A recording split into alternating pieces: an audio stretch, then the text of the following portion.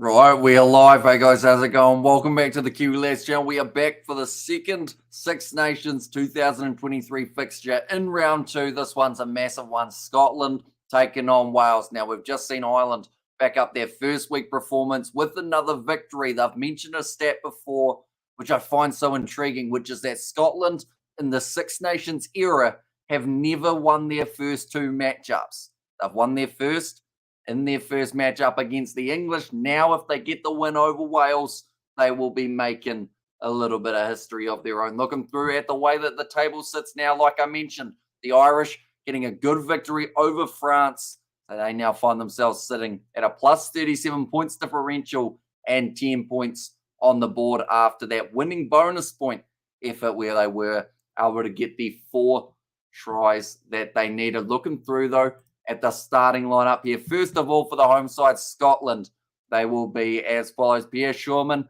George Turner, and then Xander Fagerson.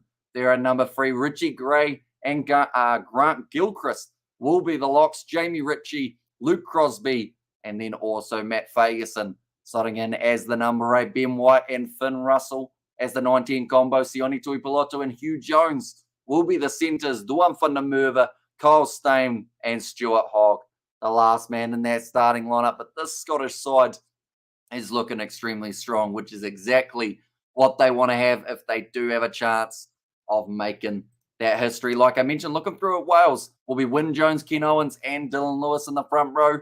Jenkins gets the opportunity at 4, and Adam Beard at number 5. So no Alan Wyn Jones in the starting lineup for this matchup. Price Chinza at number 6, Tommy Reffel at 7, and then Morgan slots in as the number 8. Thomas Williams and Dan Biggar, 2 very important players in the way that this match plays out for the Welsh. They need to be on their A game, finding the ball to the men on their outside. Hawkins and North. I felt Hawkins had a pretty solid game up against the Irish. Unfortunately, North was a little bit below par, and they will be hoping he does improve here. Rio Dye out on one wing, Josh Adams out on the other, yet to get his Six Nations off to a flyer, and Liam Williams slotting in his fullback. One of the best around under the high ball. Looking through at the benches, a few changes for both sides from last week. For the Scottish, will be Brown, Butty, and also now as the front row, Johnny Gray and Jack Dempsey as the other 2 forward replacements. Then Horn, Kinghorn, and Chris Harris, the last of the Scottish reserves. For Wales, it is Baldwin, Kerr, and Brown, the front row. Davies, Faletau as the locks and loose forwards. Faletau not in the starting lineup's a big decision, but I guess they have that little bit more impact near the end of the game, perhaps, is what they have gone with there. Reece Webb, Patchell, hopefully I said that correctly, and then also Alex Cuthbert there at number 23. They are just currently having their handshakes with the players, so I believe they just playing, they were playing 5,000 miles, the marching band at the moment, but we are going to be having the national anthems and then straight into this fixture. Now, last week, I mentioned that Scotland got off to a great start, winning on the road at Twickenham, 29 points to 23 over the English. A massive performance from the Scots, and they will certainly be hoping to back it up. Then for the Irish, they had a great first match up against Wales. Now, I do have to mention, though, Wales in that second half, a lot better. It was pretty much night and day between how they played in that first and they played in that second 40. And if they can play like they did throughout that second 40 minutes, I think they will be a real challenge for the Scottish, who are also definitely looking to keep their momentum rolling and get their first ever 2 in a row. But everything in the Six Nations leads to their next game, not just the one that they've got now. Scotland, their next challenge up against the French. That is in 15 days' time. And then we look through at where from here for Wales. They will be going back to the Principality Stadium. They often do have some very nice performances. They will be going head-to-head with England. That is in 14 days' time. So we've got the week break for the Six Nations, which is so much more of the reason why both of these sides would like to walk away with the victory now. Then you've got those couple weeks to celebrate, and then you're back into it, ready to go again. And also go Wales, it's going to be tough. But go Wales, says Grumless. And why doesn't the heckin' Welsh flag show up in the chat? It's weird, because I think England's flag's the same. And maybe Scotland as well all come up as just black flags rather than the actual flag itself, which is kind of strange. Now we are about to have the Welsh and Scottish national anthems. If we're looking at key players for these two sides, I think for both sides it's 9-10. Ben White and Finn Russell alongside Thomas Williams and Dan Biggar. Both of these sides need to make sure that not just they're passing that ball out their backline proficiently, but also just instructing where they're going to be going, because little mistakes could cost games. We saw in that French versus Ireland game, it was actually the kicking of Ireland that did help them towards that victory, doing some nice boots in behind. I think we'll see a little bit of a kicking seesaw between these two sides at the start. Welcome back. We had some Kai, my friend. There should be a cracker. Gatlin is throwing the sink at Wales. Says Kev in there as well. Yeah, didn't end up having food, just had a drink of water in between just to make sure that the voice doesn't disappear. I'll probably end up having some breakfast after the live stream.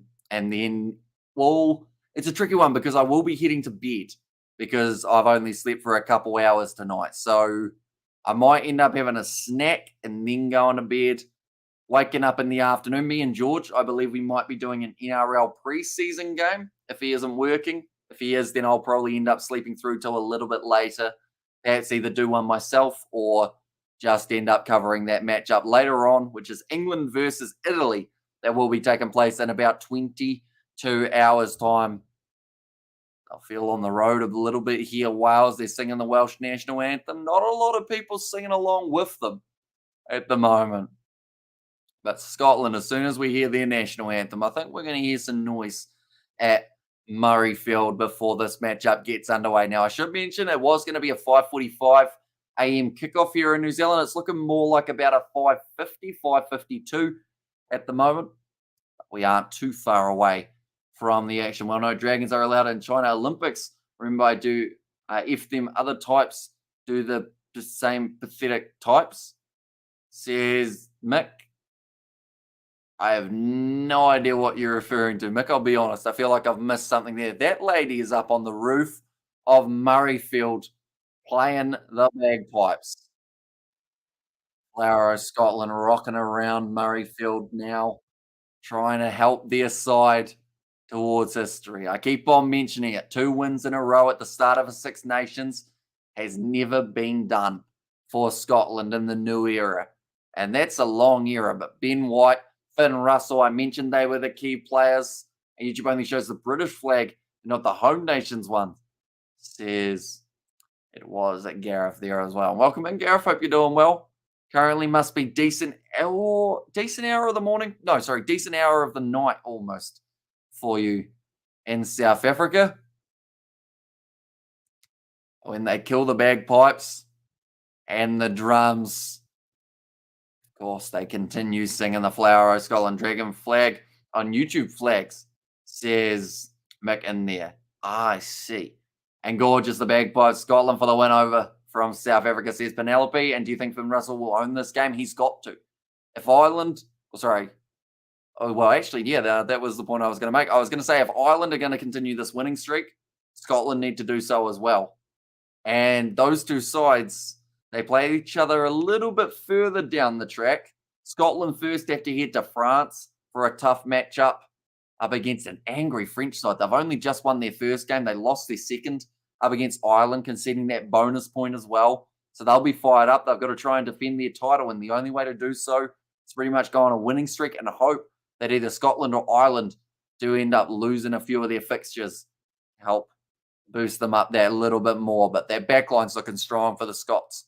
Tui Piloto and Hugh Jones in that midfield and in the back three. Duan van der Merwe, who had an absolutely sensational run in the last matchup, scoring the try, making it look just a little bit too easy. And also, forgive me, I missed your message. Watch the replay. Seen your message in the last stream. Good and well, thank you, says Nate. That's all good, brother. Hope you're well. And Scotland for the win. Final could be in the final. Says Penelope, and Dragon is our flag, but cannot find it. Discussing try for 7 years, says Mick Brown. And if it makes you feel better, it probably wouldn't come up on YouTube anyway, because we did see earlier on that the flag just ends up being black on there as well. But looking through at those benches, important that both of those sides do finish the match well, not just start it well. You've got to finish well which also I could refer to that matchup that did take place between Ireland and France. Ireland were the superior side in the last 20 minutes, and that certainly did help them out. And also we've got that Kimru and Blythe. It looks like they just lumped them all into the British flag. And also we have got their score Duan Lomu on the move at 10, Wales 0. Says Homie there.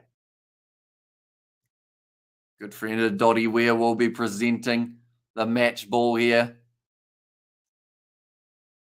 Waving to the crowd, and we'll be handing this ball off to the captains. The matchup just about to get underway, ladies and gentlemen. Do let me know your score predictions in the chat, and also who you think will be the first try scorer.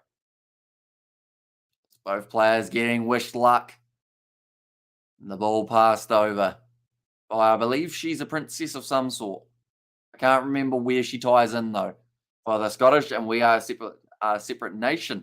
Although in the sevens, they've combined you into Great Britain, haven't they? Which seems a bit rough. Don't try to speak Welsh, Hamish. It's the language for silly men. Says Gareth, oh, geez, I'm like 3 minutes ahead of you in the game, are you? Hang on.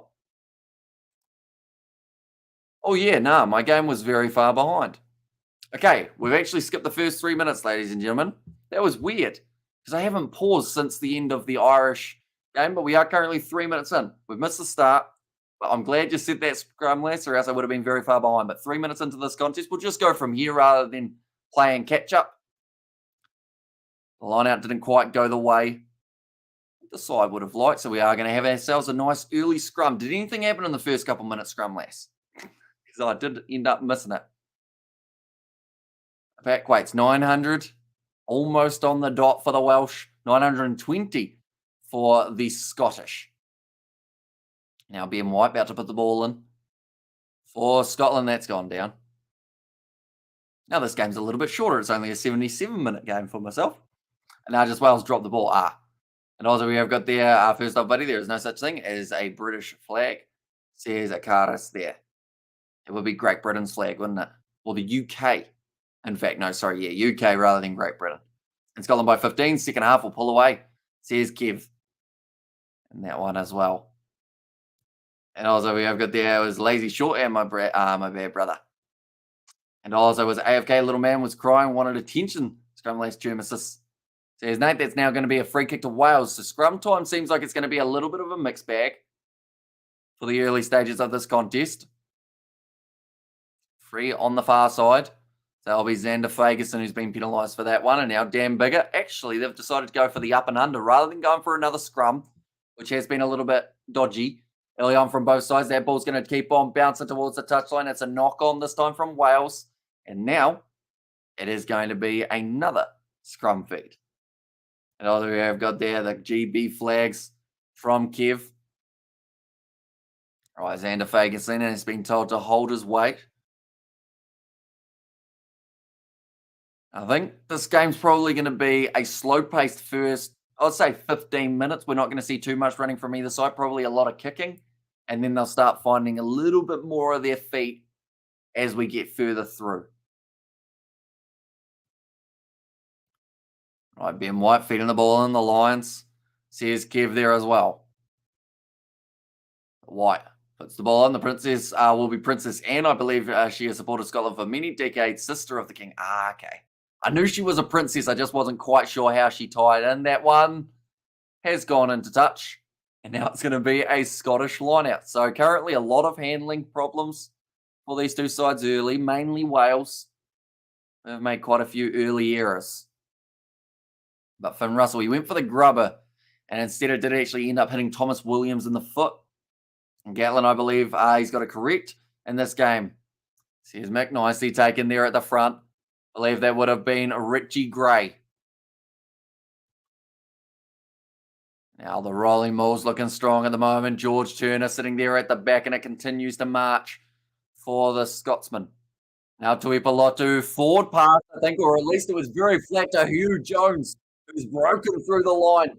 Running up to the 22, Liam Williams manages to make the tackle. Now cross kick from Finn Russell. He's got plenty of juice on it. Tap back infield, taken down. Jamie Ritchie finds the offload to Xander Fagerson. In fact, that time it's Matt Fagerson who has that ball. Wales were offside. So now Finn Russell looks like he was considering another cross kick, but instead does the lob pass straight to Stuart Hogg, who's 10 metres out. Liam Williams over the ball, gets a turnover. They'll be going back for the penalty again. Almost get the cameraman in the face. Says Graham Lanson also. Let's go to one Thunder Mover. Hit the likes. Welcome to the Kiwi Lads. Welcome in. Or subscribe to the Kiwi Lads. Welcome in. Says Nate there. And Princess Anne singing the Scottish anthem. Says Penelope. And Hugh Jones. He's amazing. I feel like our Celtic brethren, are going to get a good beating today. Says Gareth. South Africa will beat Wales this game again. Says Homie. And if they do win this game, Scotland, it's the first time in the history of the Six Nations that Scotland have won their first 2 games, which sounds incredible when you think about it, because last year they were able to get themselves that upset up against up against England. They then lost to Wales, so that kind of blew that opportunity. And no, says Kev, welcome in, Fleshin. I did see your comment on our rugby challenge one a little bit earlier on. I hope you did enjoy the throwback video. That video was actually filmed about, I'd say, 12 months ago.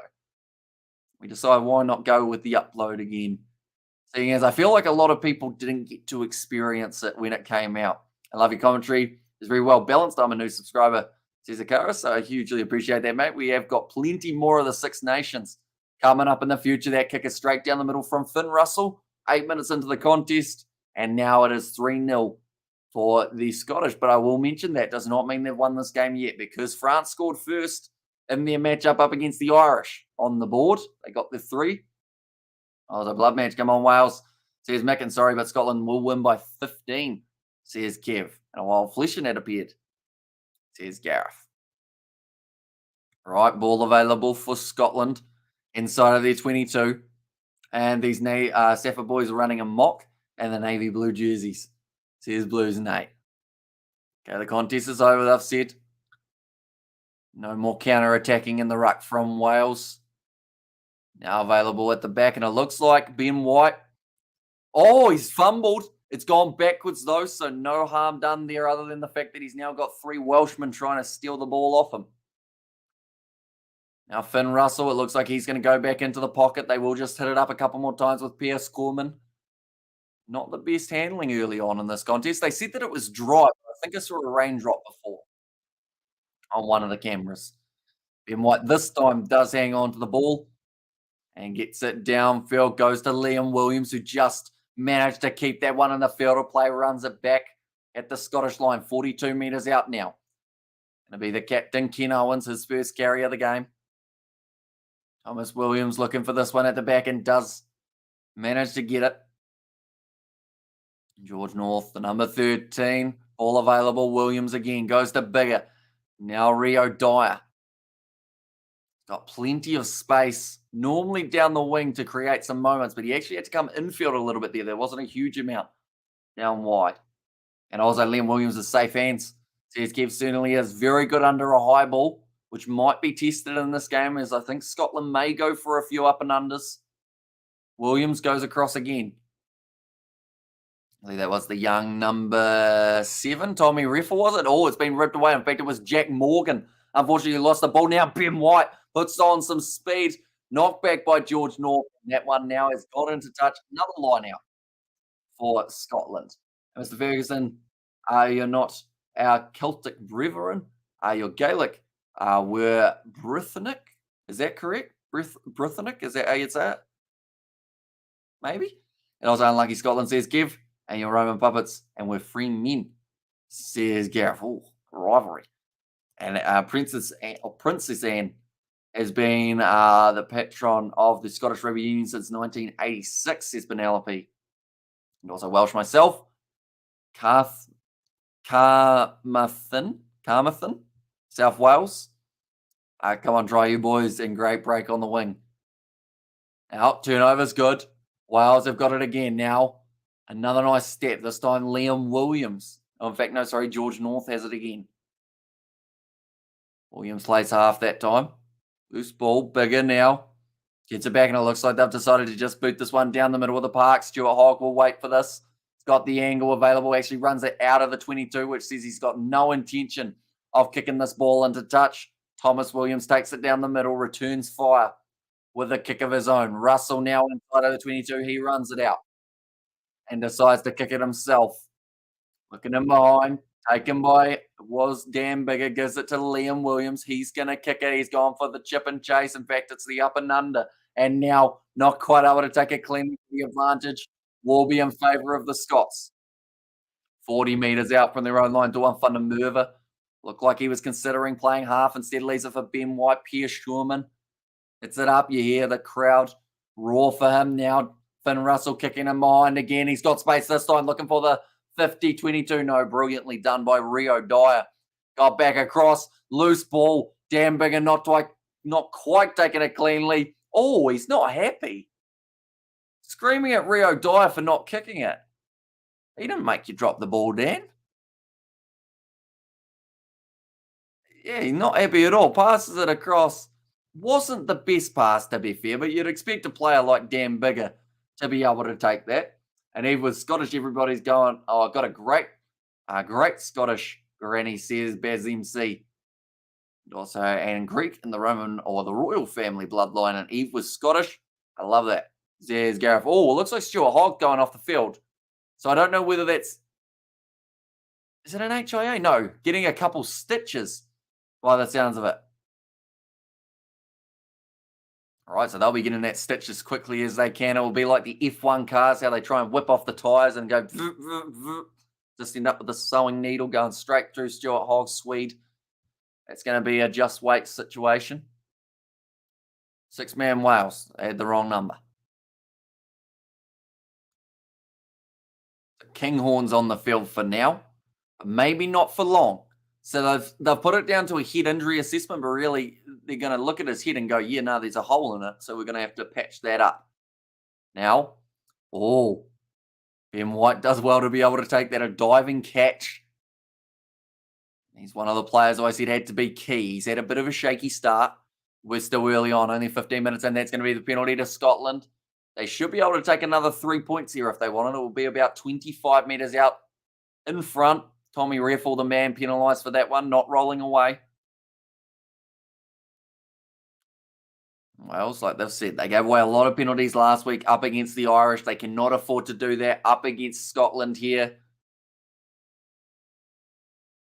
A bit of a round of applause from the crowd. Does that mean Scotland are kicking for the quarter? So I think more than likely they will just take any points. Show me clear release before getting back on the ball. Tommy Reffel's the comment from the ref. And also true Welsh royalty gone, sadly. Scotland so far yet to give away a penalty. Wales giving away 2 in the first 15 minutes. But this to give them a 6-point lead now, the home side. Scotland invented all the best food like kebab, curry, chips, Mars bars, says Gareth. Have you tried a deep fried Mars bar, Gareth? Because they were kind of a popular thing at one point here in New Zealand. Like the fish and chip shops would do a deep fried Mars bar, and it's just pretty much Mars bar and batter. Not good for you at all, but what is these days? Am I right? 6 now, Scotland says Kev. Yep, nice successful conversion. Now 25 out from their own line. Ben White goes back across to Scorman. They'll be setting up for a kicking option. That ball's actually bounced free, so Ben White decides he'll boot it off his left. Bounces up to Liam Williams. Goes across to Bigger. Now to Dyer. Hopefully the animosity between those two has been put to bed for now. Xander Fagerson trying to join that breakdown. And also George Turner. Thought he had a crack. That's going to be possibly Scotland offside. They were very quick getting up there. I've called it as a tackle, so they do have to release it. Williams goes short. A little bit of a fumble, but still manages to hang on to that one, Adam Beard.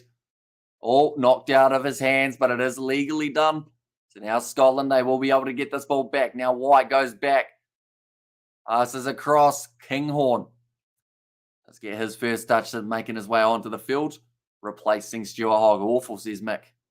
Not the best start. You'd have to say not the best start for either side in this matchup. Scotland will take it, though. At the end of the day, yes, they've had a couple errors, but they've still managed to get those 6 points on the field as well. And Scotland started that frying stuff, says Kev there. I kicked him behind from Ben White down to Williams. Now, I feel like those kicks are eventually going to end up backfiring for Scotland because Liam Williams, Josh Adams, Rio Dyer at the back, they're all very dangerous when doing the counter attack. Speaking of the counter attack, here it comes. Nice pass on the outside to Rio Dyer, who drops his head, gets his knees down as well to keep himself in the field of play. Williams considered playing it, decided against it. Now George North will be halfback. First carry, I believe it was or actually first proper carry, I should say, of Jack Morgan. I think he ended up dropping the ball earlier on. And better, says Kev. Now back across. Wide cutout pass. Here comes Liam Williams. Grubber in behind. Finn Russell's back to cover. He's going to have a bit of pressure on him, though, by Liam Williams, who's made a great tackle. And now looking to get that counter breakdown. They do get the penalty there, Wales. Now they've got a decision. Do you take the 3 and get a little bit back into the contest for your first real chance at points? Or do you kick for the corner and go aggressive here? How did Wales miss the land? Everyone else like England, Scotland, Ireland. Am I missing something? I guess Wales land don't quite work, does it?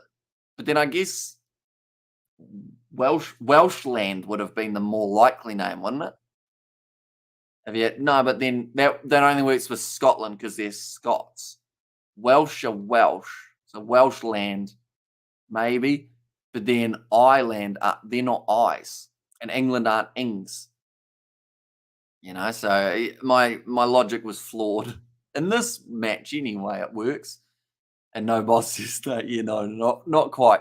When you say a statement and then you start thinking about that statement and realize how wrong that statement is. That's what just happened. Kick for touch from Scotland. Finn Russell getting it downfield just a little bit, but still inside of the 22. New Zealand. Yeah, there you go. And also national food of Scotland is brown sugar. If you know, you know. I do not know. I'm very uncultured, Gareth, as you probably know. But I should mention, for anyone who does enjoy the cricket, in terms of the GoPro cricketing footage, we did play today, and I did get to film stuff, so that is good news. That video will hopefully come out in a few days' time. That's nice work from Dawn Thunder Merva. But he goes into his own in-goal area, and he's going to be taken down, taken back, and 5-metre scrum now for Wales. Also straight into the groin. Says Baz MC. Cane Sugar best ever, no doubts about it whatsoever. Says Mick. Yeah, Josh Adams going for the chip and chase. So Wales still trying different things, just to try and confuse the Scottish side, perhaps.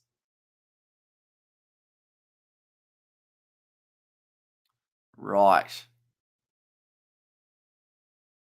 Dawn Thunder Merva's tricep almost needs its own arm.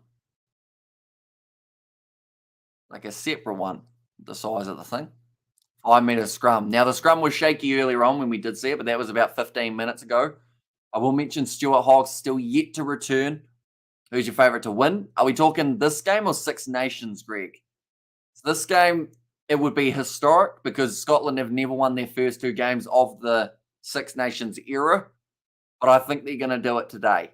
Although this try for Wales, if they do manage to get over the line, may make it a little bit more tricky. And Scotland is much improved, I think, will be the winner, says Gianpaolo there. And both, says Greg. So Scotland for this matchup, Six Nation-wise, it looks like it's going to be very hard to beat Ireland. And if Scotland want to keep their hopes and dreams of the Six Nations alive, they need to win this game as well. So that kind of works well. Might be, in fact, I'm going to do a Google. Because I want to know what week Scotland play Ireland. Because that's, if they're both undefeated till that point, that's going to be the equivalent of maybe the final. But first, Scotland need to get past France next week in France. Haggis, porridge, and whiskey. The national food, says Penelope.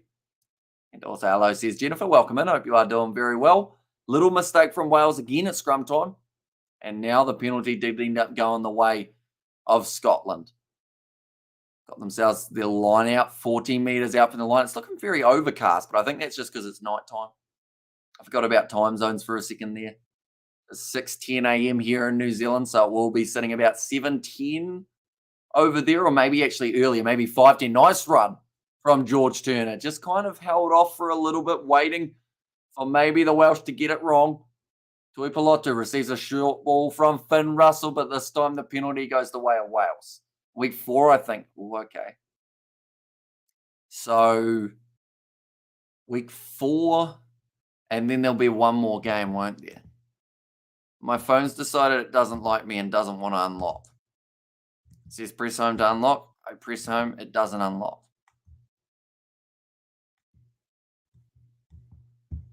Yeah, no, phone not working. Sadly, Penelope left out the brown sugar. And Scotland, good team respect always for the Celts. And I'll say, yes, it's a must win for Scotland, Ireland, and France in front of them. Yes, the table sits. I can actually show you exactly how we are sitting on the table. There we go. So Scotland, they are sitting in second. France are sitting in third, but it's anyone's game, really, depending on the result of this one. How it does end up progressing. Nice short ball. Sure. Now, Williams goes off to the left-hand side. Ken Owens has dropped the ball again. Wales are not getting something right at the moment. And it's hurting them because every time they've got the ball, they keep on dropping it. And morning, Amish. Morning, all, says David the Mole. Welcome in, mate. Hope you have had a good sleep. You are very well rested we're Sunday, aren't we now? We are, yeah. That's just a poor catch, unfortunately. Wales, to pull this one off, well, they're going to have to start catching the ball. That is one thing they're going to need to do because handling-wise, I think they've already maybe dropped the ball about 3 times. And here's a mod say, boss, welcome in, Sebastian. We've got the whole mod gang back together at the moment. Who are the mods we're missing? We're missing Johnny, but he's probably asleep. Who else we got? Main channel mods. Steve Smith is actually a mod, but he's gone MIA. And also we've got the Defel Gandan, Spirited Needed. And I was like, this guy says Nate. But yeah, for David and Seb, who have just tuned in, we did play cricket today. So I've got footage. I don't know how many camera angles I've got. I filmed with 3. Hopefully they all filmed. Because I heard the helmet can go beep beep before it started filming. And I hope that means that it was filming. But then it went beep beep again a little bit later. And hey howdy, hey Hamish. Or sorry, hey howdy, hey vampire brother. Time for some human blood, says Scrumlass. Good. Wales now with the chance to add 3 points. 38 meters, damn bigger, looking to really hoik this one round, and he's missed. That sums up Wales' game so far today. Which can't agree to me like that. Well, asking for you to make a human sacrifice, Gareth. 24 minutes through. That's Gatlin's furious. You can tell. Decided to wear his nice red tie today. Thought he'd be cultured with Wales, have that same colour. And she hasn't worked out. That's kicked out on the full, though, from Scotland. So both sides, it's a array of errors at the moment. And this one, Finn Russell, disappointed with that one. He's shaking his head. He's got no one to blame but himself there, unfortunately. And now Wales have got themselves another good attacking opportunity. And also, big love, Amish, Katie, Gareth, Nate, David, sorry, everyone, 10 out of 10. And this is Sebastian. And also joined the Coven brother, says Scrumlass. Nice run from Rio Dyer. And if Wales are the first team to score in this match, in terms of tries, that would actually be very impressive because they've had their backs up against the wall, mainly because they keep on dropping the ball. That rhymes. That's a bit of fun. Around the side, Jamie Ritchie. Been taken out nicely, though, on that breakdown. Now, Ken Owens goes around the side. Tell you what, I love a nice breakfast. Me and George, after fishing last weekend, I'll tell you the story once we have a stoppage of play. I was just about to go off on a tangent, but currently Wales 10 metres out from the line. Thomas Williams goes to Dan Bigger. Nice ball to Wyn Jones. And this is it's good face play at the moment, sitting on 8 in a row now for Wales, which may not sound like a lot, but that's a pretty decent effort for the Welsh. But Jamie Ritchie steals the ball. Thomas Williams was saying, it's a ruck, sir. Referee said, no, it's not. Jamie Ritchie's got it. And the penalty goes the way of Scotland. Go Scotland, says roll off there. We bite Gareth at dawn. Hey, brother Blues. Nate, hey, man, Sebastian, my man. Hi, buddy. It was, I don't like the smell of copper much, to be honest, says Gareth. What was I thinking about there? Oh, iron, isn't it? Is there iron in blood? Now, what's in blood? Is it iron? Something like that. I feel like I need to go back to school, but they might look at me funny seeing as I'm 23. Our line out for Scotland. And also, what do you think of Duan van der Merwe's try last week? It looked like he was in a video game, is the best way of describing it. You know when you're playing a game and you're just spamming like fend and step, fend and step? He just did that. He just kept sprinting. Now, speaking of tries for Duan van der Merwe, he's going to try and have a crack down the wing again, but he's taken down this time by Josh Adams. But yeah, it looked like either the opposition just let him go through, which they didn't really. He just kept stepping around. But he just made it look too simple. And Gatler, one of the best managers for Wales, Henry, was good also. Dragon Boys come on. And also Vampire and keeps the ladies' glasses full, says Nate. Now Ken Owens. In fact, it was Dylan Lewis that time. Kicked high from Wales. Just jogging after this one, trying to slap it back unsuccessfully. Now kick forward from Thomas Williams, but they're going back for another penalty. Yep, Thomas Williams offside at the chase. Wales will stay close in the first half. They will run out of steam in the last 15 to 10 minutes in the second half. Says Kev there. Right, advancing in front, never held. So the penalty goes the way of Scotland. And speaking of Scotland, we hear a few bagpipes. That kick is found touch and it's successful. 10 metres out from the line. Rugby League score at the moment, 6-0. Says Nate. It is. Speaking of Rugby League, we get to see the Dolphins in action for the first time tomorrow. I'm hoping to do a live stream at some point with me and George if he's not working. If he is working, we're going to try for the England versus Italy live stream at 4 a.m. if he's not working the next day. Although I have now learned I'm going to be pouring concrete on Monday morning, and it's a big slab. So I'm pretty much going to go straight from live streaming to barrowing concrete, which should be fun. That's going to be now an advantage for coming in through the side against Wales.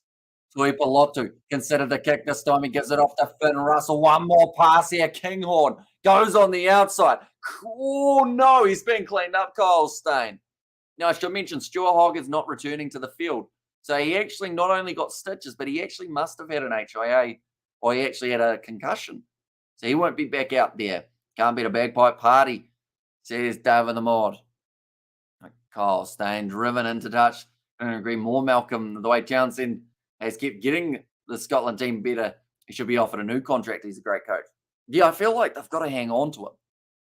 At the end of the day, we've seen good coaches in the past come and go. And a lot of the time when they go, it's because a team haven't appreciated how much work they've done for them. And some people would say that at the moment for England, is Eddie Jones going to be that example of a guy who they shouldn't have allowed to leave? Because if he does good things for Australia and Borthwick can't quite get the job done for England, there will be questions. Was it the right choice? I think Josh Adams in a bit of trouble here. I think he just decided to lead with the shoulder into the back of Kyle Stain. See everyone celebrating, and then you see their faces change when he gets driven into touch. Or, okay, so he smacks him in the spine, but there might have been there was a half wrap, I want to say. Maybe. And yellow card coming. It looks like Josh Adams, he's going to be all right. It looks like he's actually hurt his ribs in the process, but now a 5-metre line out for Scotland. Thrown in, taken nicely by Richie Gray. And the best attacking opportunity you'd have to say for Scotland off a set piece in the first 30 minutes of this match at Murrayfield. White looking for that ball at the back. It's still marching. They're not going to need him because the big man, George Turner, might have just got over. Although, Dan Bigger's saying no. And, of course, Dan Bigger is always right. Now there's a bit of argy-bargy because, of course, no one likes being pushed. And also tries, says Kev. It looked like he should have got it down. So the big question is whether or not he looked like he was going down and then maybe just a hand under it to keep it up. It'd be hard to tell. And speaking about vampires, Eddie Jones, the guy's immortal, says David. Right, timer's off. Punch up, says Give. Not quite fist thrown yet, but they were considering it. Right. Initially, he's got it held up as the call from the referee. On-field decision, no try. Okay, there's a side angle that the guy wants him to have a look at. So I think he's already almost got it sorted. So it was on Dan Bigger's shin. Then that's up, that's down there. That's going to be grounded. And you're slightly ahead, Kev. Please wait until Hamish reacts to it. Thank you, says Sebastian there. And grounded, says Kev. So that is the first try of the match for Scotland. And it's none other than the number 2, George Turner, who managed to get himself that try. I think Italy have a good chance to beat England tomorrow, says Malcolm. I think they're in with a real shot, Italy. As long as they don't do what we've seen sometimes in the past, which is have a brilliant game and everyone goes, oh, Italy are in it, and then they go downhill. I hope that's not the case, because the way they were able to fight in that game up against France not only makes it more exciting for the Six Nations, but makes it more intriguing for their group in the Rugby World Cup. New Zealand's in that group. France are in that group. So who knows? They get an upset in one of those matches. We could see a massive, I guess, change in the quarterfinal predicament for that World Cup. Ain't no nuns here. No nuns, none. Says Scrumless and try George Turner. Now, Finn Russell. Line up this kick, 11 points to 0 at the moment. Make that 13. The kick is successful. His first of the day not his first of the day. I should say his first off a try. That man's got a big giraffe with a Scottish flag on it. It's going to be a fun, it is so going to be fun in your group. Scotland on fire, says roll off. A lopsided Rugby World Cup draw. I agree. They did it way too early, sadly. Like, there is certainly what we would consider the easy side of the draw and the not so easy side of the draw. Because South Africa, Ireland, and Scotland, they're all in the same group too, aren't they? So Scotland are in a tricky predicament because, they definitely, if they were on the other side of the draw, I think Scotland make it to the quarterfinals every day of the week with the way that they'll be playing. As long as they don't have any real problems, they would be through. But being in a group with currently the world number 1 after Ireland got their win, and also the world number about 3 or 4, just makes it so tough. Like, the top 4 sides are all on the same side of the draw. Now Bigger goes back across George North. Wow, that was high. And that looks like it's going to be a double or triple blow. Oh, get out of it, Josh. Josh Adams doing the push and shove. You don't need to do that or else you get the penalty reversed, you silly goose. Right, 32 minutes through. A little bit slow getting up for that one. They might have a look at this one. Again, we're having none of that. And also Scotland, Ireland, and South Africa are in the same group. Yep. So they've got Scotland, Ireland, and South Africa in one group. On the other side, it's France, New Zealand, and Italy. So I feel bad for Italy in a way. Yep. He did duck down into it, but he still caught him around the jaw. Swinging arm, maybe yellow, maybe red. I'd say that because George North was ducking down, you're probably going to look at a yellow card here. But then you'd also call him slightly unlucky, because if George North did stay on his feet, he would have struck him in the chest.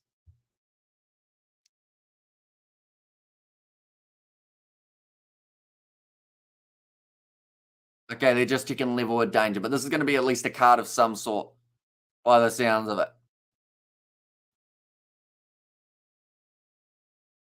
Making a genuine attempt, but still caught him eye. I'm back in the All Blacks for this World Cup, says Malcolm.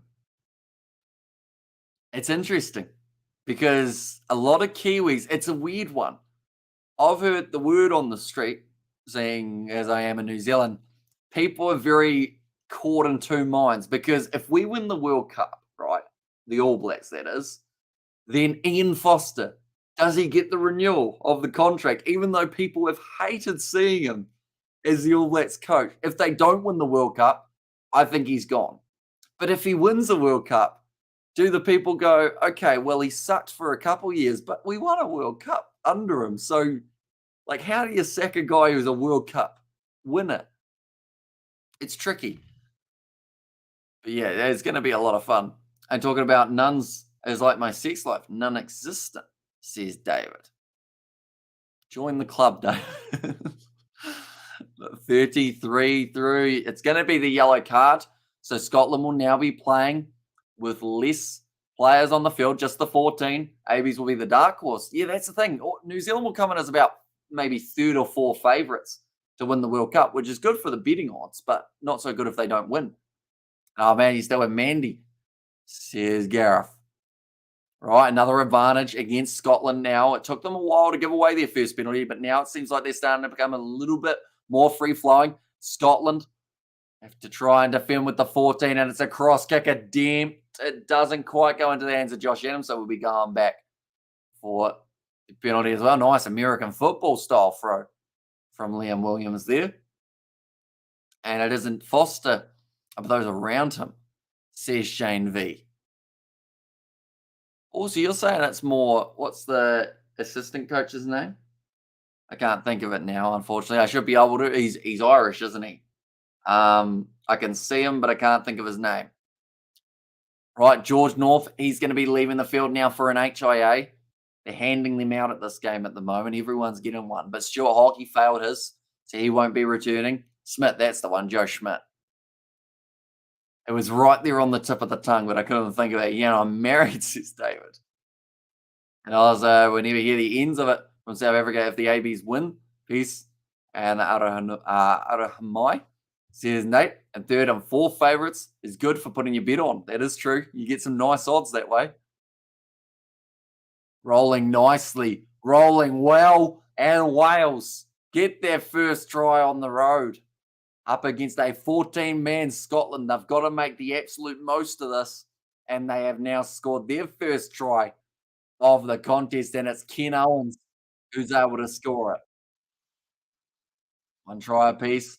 34 minutes through at the moment, so still 6 minutes left of this half, and then the first 2 minutes of the second, they will also have that man advantage. But they just chose the set play rather than going for the 3 points, which at this point was a very good decision, being 13 down. I played on the opposite wing with Joe Schmidt. Awesome. Did you get the ball much, or did they always favour his? And try, says Sebastian, let's go. Says Blues Nate there. Wait, on the opposite wing. Oh, yeah, I just had to make sure that I read that correctly rather than opposite wing of Joe Schmidt. And you want to hear the end of the South Africans, if we lose or win, doesn't matter, says Roloff. True.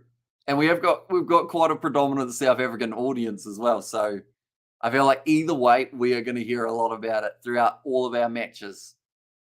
But it will be nice to see them. And Joe was very fast, says Shane V. The kick is successful. 6 points difference now between these two sides. 13 points to 7. In favour of Scotland, still the home side. But you can hear that there's a slight hush around Murrayfield. They're a little bit nervous about that, Yellow. And that first try scored by the Welsh. I'm going to be very sore tomorrow. We did a lot of running in the cricket today. And it was hot as well. So I think my groin, I almost completely buggered it. Then I almost did my calf. I'm so unfit. But that's because I sit here and do live streams at random hours of the night and sleep during the day. Thomas Williams puts the ball high. But yeah, if you guys see me making random faces, it's because I've probably got cramp. But luckily I haven't had it yet. I had it earlier on because I have to crawl under the table to get to my editing spot. I got back up and the hammy on the right-hand side went twang. And Joe is simply a great guy. Palmerston North High School Old Boys, says Shane V. Right. We've got a knock on, I believe. No, in fact, the ball's gone into touch. Sorry. So Jamie Ritchie, great line-out throw. Straight as an arrow right there in Scotland, able to retain the ball. And now inside of the Welsh half. No, penalty to Wales again. Or is it a knock on? Might be a knock on. Ben White's been told to let the ball go. He doesn't want to. He says it's my ball.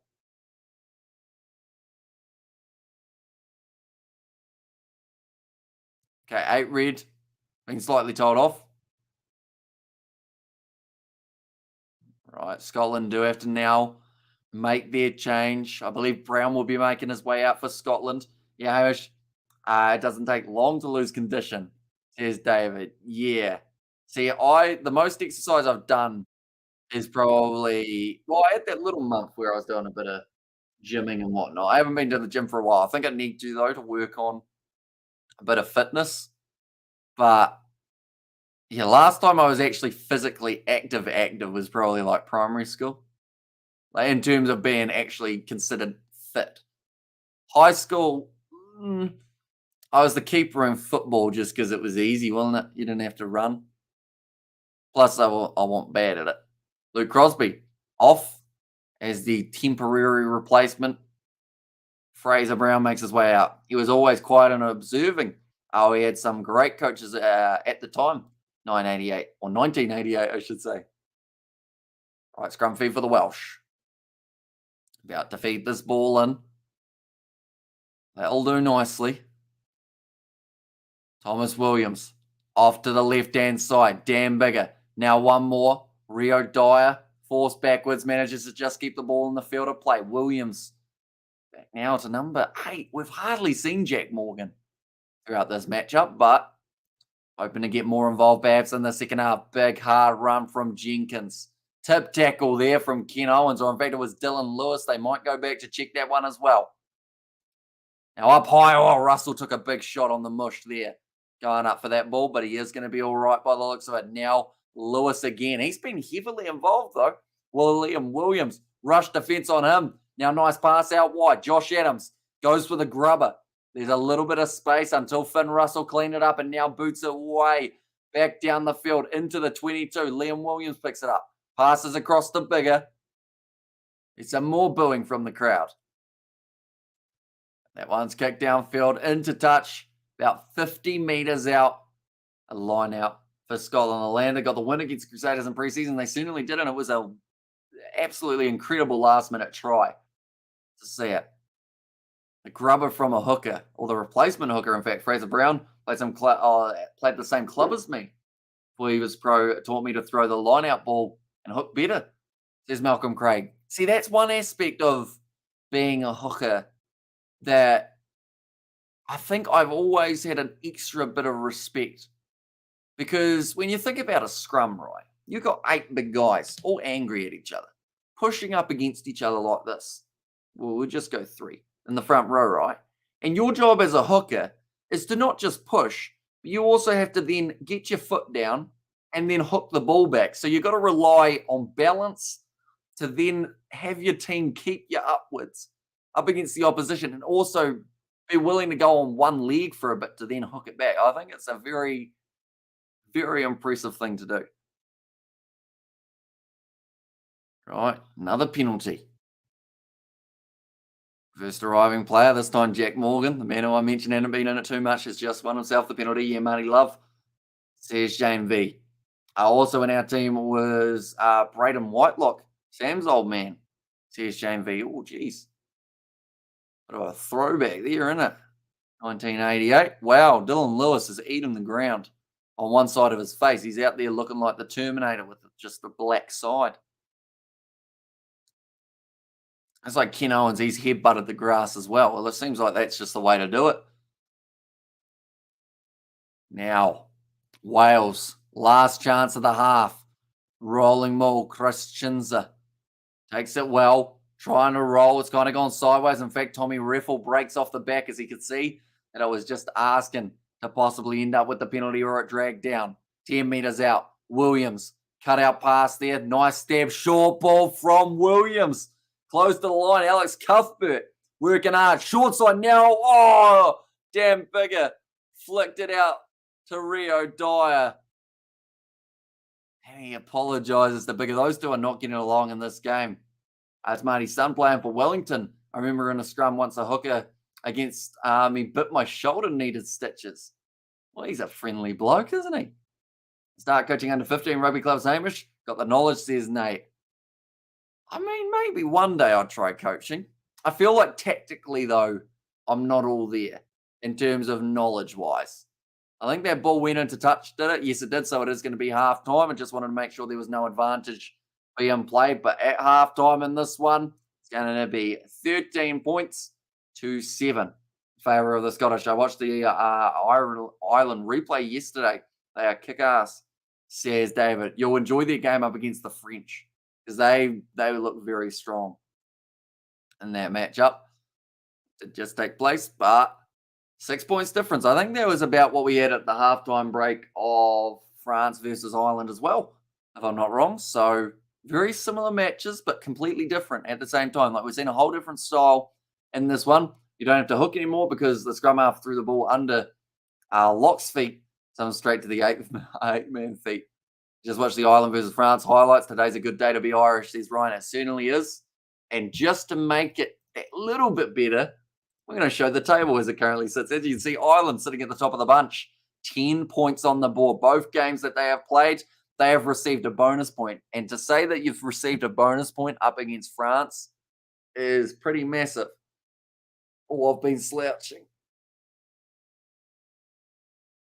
The back is stiff, it is for sure. But Scotland, they're sitting on 5 points. If they manage to win this game, even without a bonus point, they are still well and truly in the hunt for these Six Nations.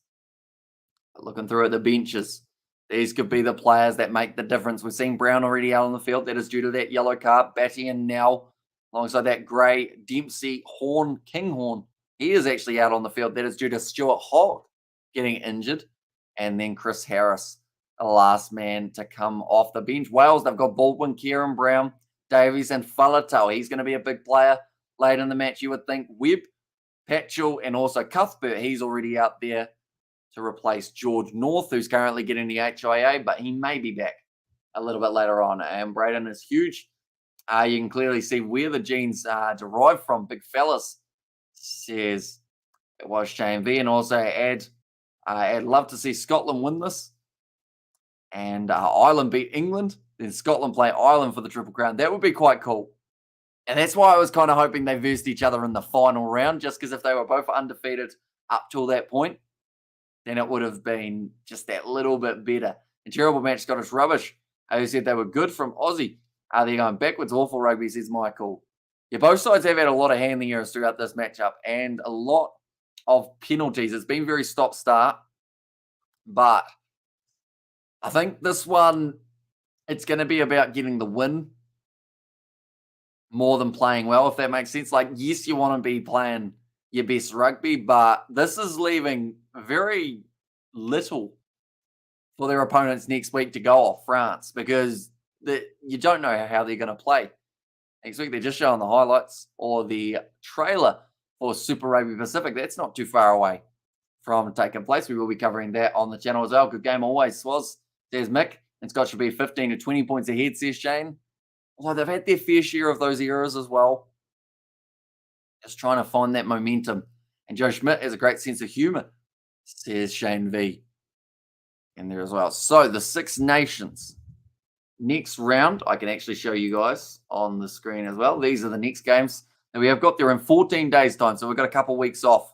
And then it's actually a couple of weeks after that the next games take place. And Scotland versus Ireland takes place at Murrayfield. So that will be a big one for the Scots to have the home field advantage. That is also the same week that England play France and Italy play Wales. So all three of those games are good because Scotland-Ireland could be one of those big deciding matches.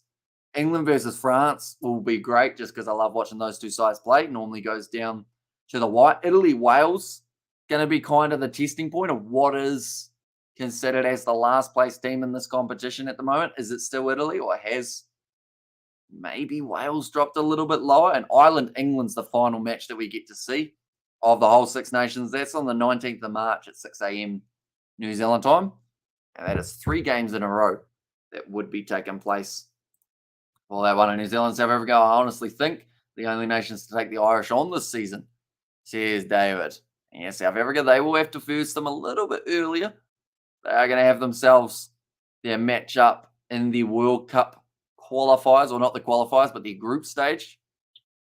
New Zealand, at earliest, they'd be versing them at the quarterfinals or somewhere around there. I do see that the sun's coming up. It's currently 6:40 a.m. here in New Zealand, or it's at least getting brighter outside, which is great news. Anyone who is new to the channel, be sure to leave a like and subscribe. We're going to be back tomorrow night with the England versus Italy matchup of the Six Nations. We may even have an NRL preseason game as well, depending on what George is up to, whether he's working or not. Will depend on whether we do get that game going. But do let me know, ladies and gentlemen, second half, who do we think will score the first try? Scotland have made more mistakes in first half than the whole game last week, says George. That is true. And Wales, predominantly in the Six Nations, they seem to have a better second half. At least they did have last week up against the Irish. So if Scotland don't cut down on those errors, perhaps we could see Wales get themselves an early lead in this second 40. If Ireland can win the Grand Slam here, they would have the best momentum going into the World Cup, says Malcolm Craig. Exactly right. That would be the ideal scenario for the Irish. Although, to be honest, if they still won the Six Nations but did lose a game, that may even do them a little bit better in terms of the world of good. Because if you're winning all the games, sometimes you can get slightly complacent, which I don't think Ireland are a side that would do that, because they still know that their big goal is that World Cup. But yeah, you just want to make sure that you're not going in too confident, going, there's nothing we need to work on. There's always something for the Irish. So even if they have a close game, in fact, rather than losing a game, just a close game where they've had moments where they're like, right, that's what we need to work on. Let's get that right. Because in 7 months' time, we're heading to France and we are trying to take down the 2023 comp. Once Scotland get back to full numbers, they'll command it a bit. Or command it, I think, says George J. And Scotland just need to cut out the errors, says Chat Sport. Yeah, just too many throughout that first half. Wales will feel the same. They had a lot of handling errors in that first half. Definitely for a dry day at Murrayfield. Like they mentioned, it's dry. Shouldn't be too many drop balls overall. And French will put 30 points on the Scottish side. Very poor Welsh win, says Michael. And also Jocks become a different animal against the Poms. Or the Box become a different animal against the Poms. And also if Scotland can go into the World Cup and play like they did in the autumn test, they could go far, says Malcolm Craig. Yeah, it's just, like I said earlier on, it's a shame that they're in the same group as Ireland and South Africa. Because you put them in Group C with Wales, Australia, and Fiji. I believe Scotland get in the top two of that group. You put them in the group with England, Argentina, and Samoa. I believe it would be close. But maybe they just sneak through as well. So, yeah, they're just in a very tough group, unfortunately. Same can be said about Italy. If they do keep on improving, they're going to find themselves up against New Zealand and France in their group stage.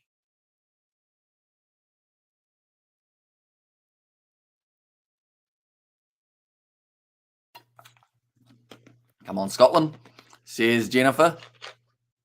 Well, I think the first 5 to 10 minutes of the second half is definitely going to be quite the deciding factor, because the yellow card for the first 2 minutes, Scotland will still be playing with 14. If they can get that part done with and manage to avoid any other points being scored against them, that will be looking a lot better. The problem is the Jocks drop their balls, need stamina, says Shane. And also Michael, after last week against Italy, I don't rate France this year, says George, and saw a few big rugby games in South Africa. 75, that was the end of 78. Newlands, Cape Town, Cardiff Arms Park, as child strong men seen many, says Mick. We are not too far away from the second 40. That first half kind of flew by, maybe because we did start from 3 minutes into the matchup, because our sky was running a little bit slow and we did skip forward, but it still felt like it went relatively quickly, maybe because there weren't a lot of stoppages when that ball was going back and forth. We had a lot of scrums, though, and lineouts involved, but yeah, there were a few kicking battles that went for about a minute or two, just eating up the clock. The last 15 minutes is always key for Scotland, as where they either win or lose, says Chat Sport. And we know that Wales, like I mentioned, they did have a good second half up against Ireland. The scoreboard still doesn't really represent that, as you can see with their score. 34 points to 10, they were defeated. But Scotland, they got themselves a brilliant win over England, 29 points to 23. France beating Italy, 24 points to 29. Now, a stat that I'm going to keep on mentioning definitely throughout the second half. Now, I don't want to jinx them, but Scotland, in the new era of the Six Nations, have never won 2 games in a row at the start of the competition, which seems insane because the Six Nations has been around for so long. Scotland last year, they beat England, but then they did end up getting defeated by the Welsh. In this game now, if they manage to do it, get themselves the victory, they will be making history. And that is something that will certainly help them towards maybe finishing quite high in the Six Nations. Everyone on here must agree that having a dragon on your flag is freaking awesome. It is.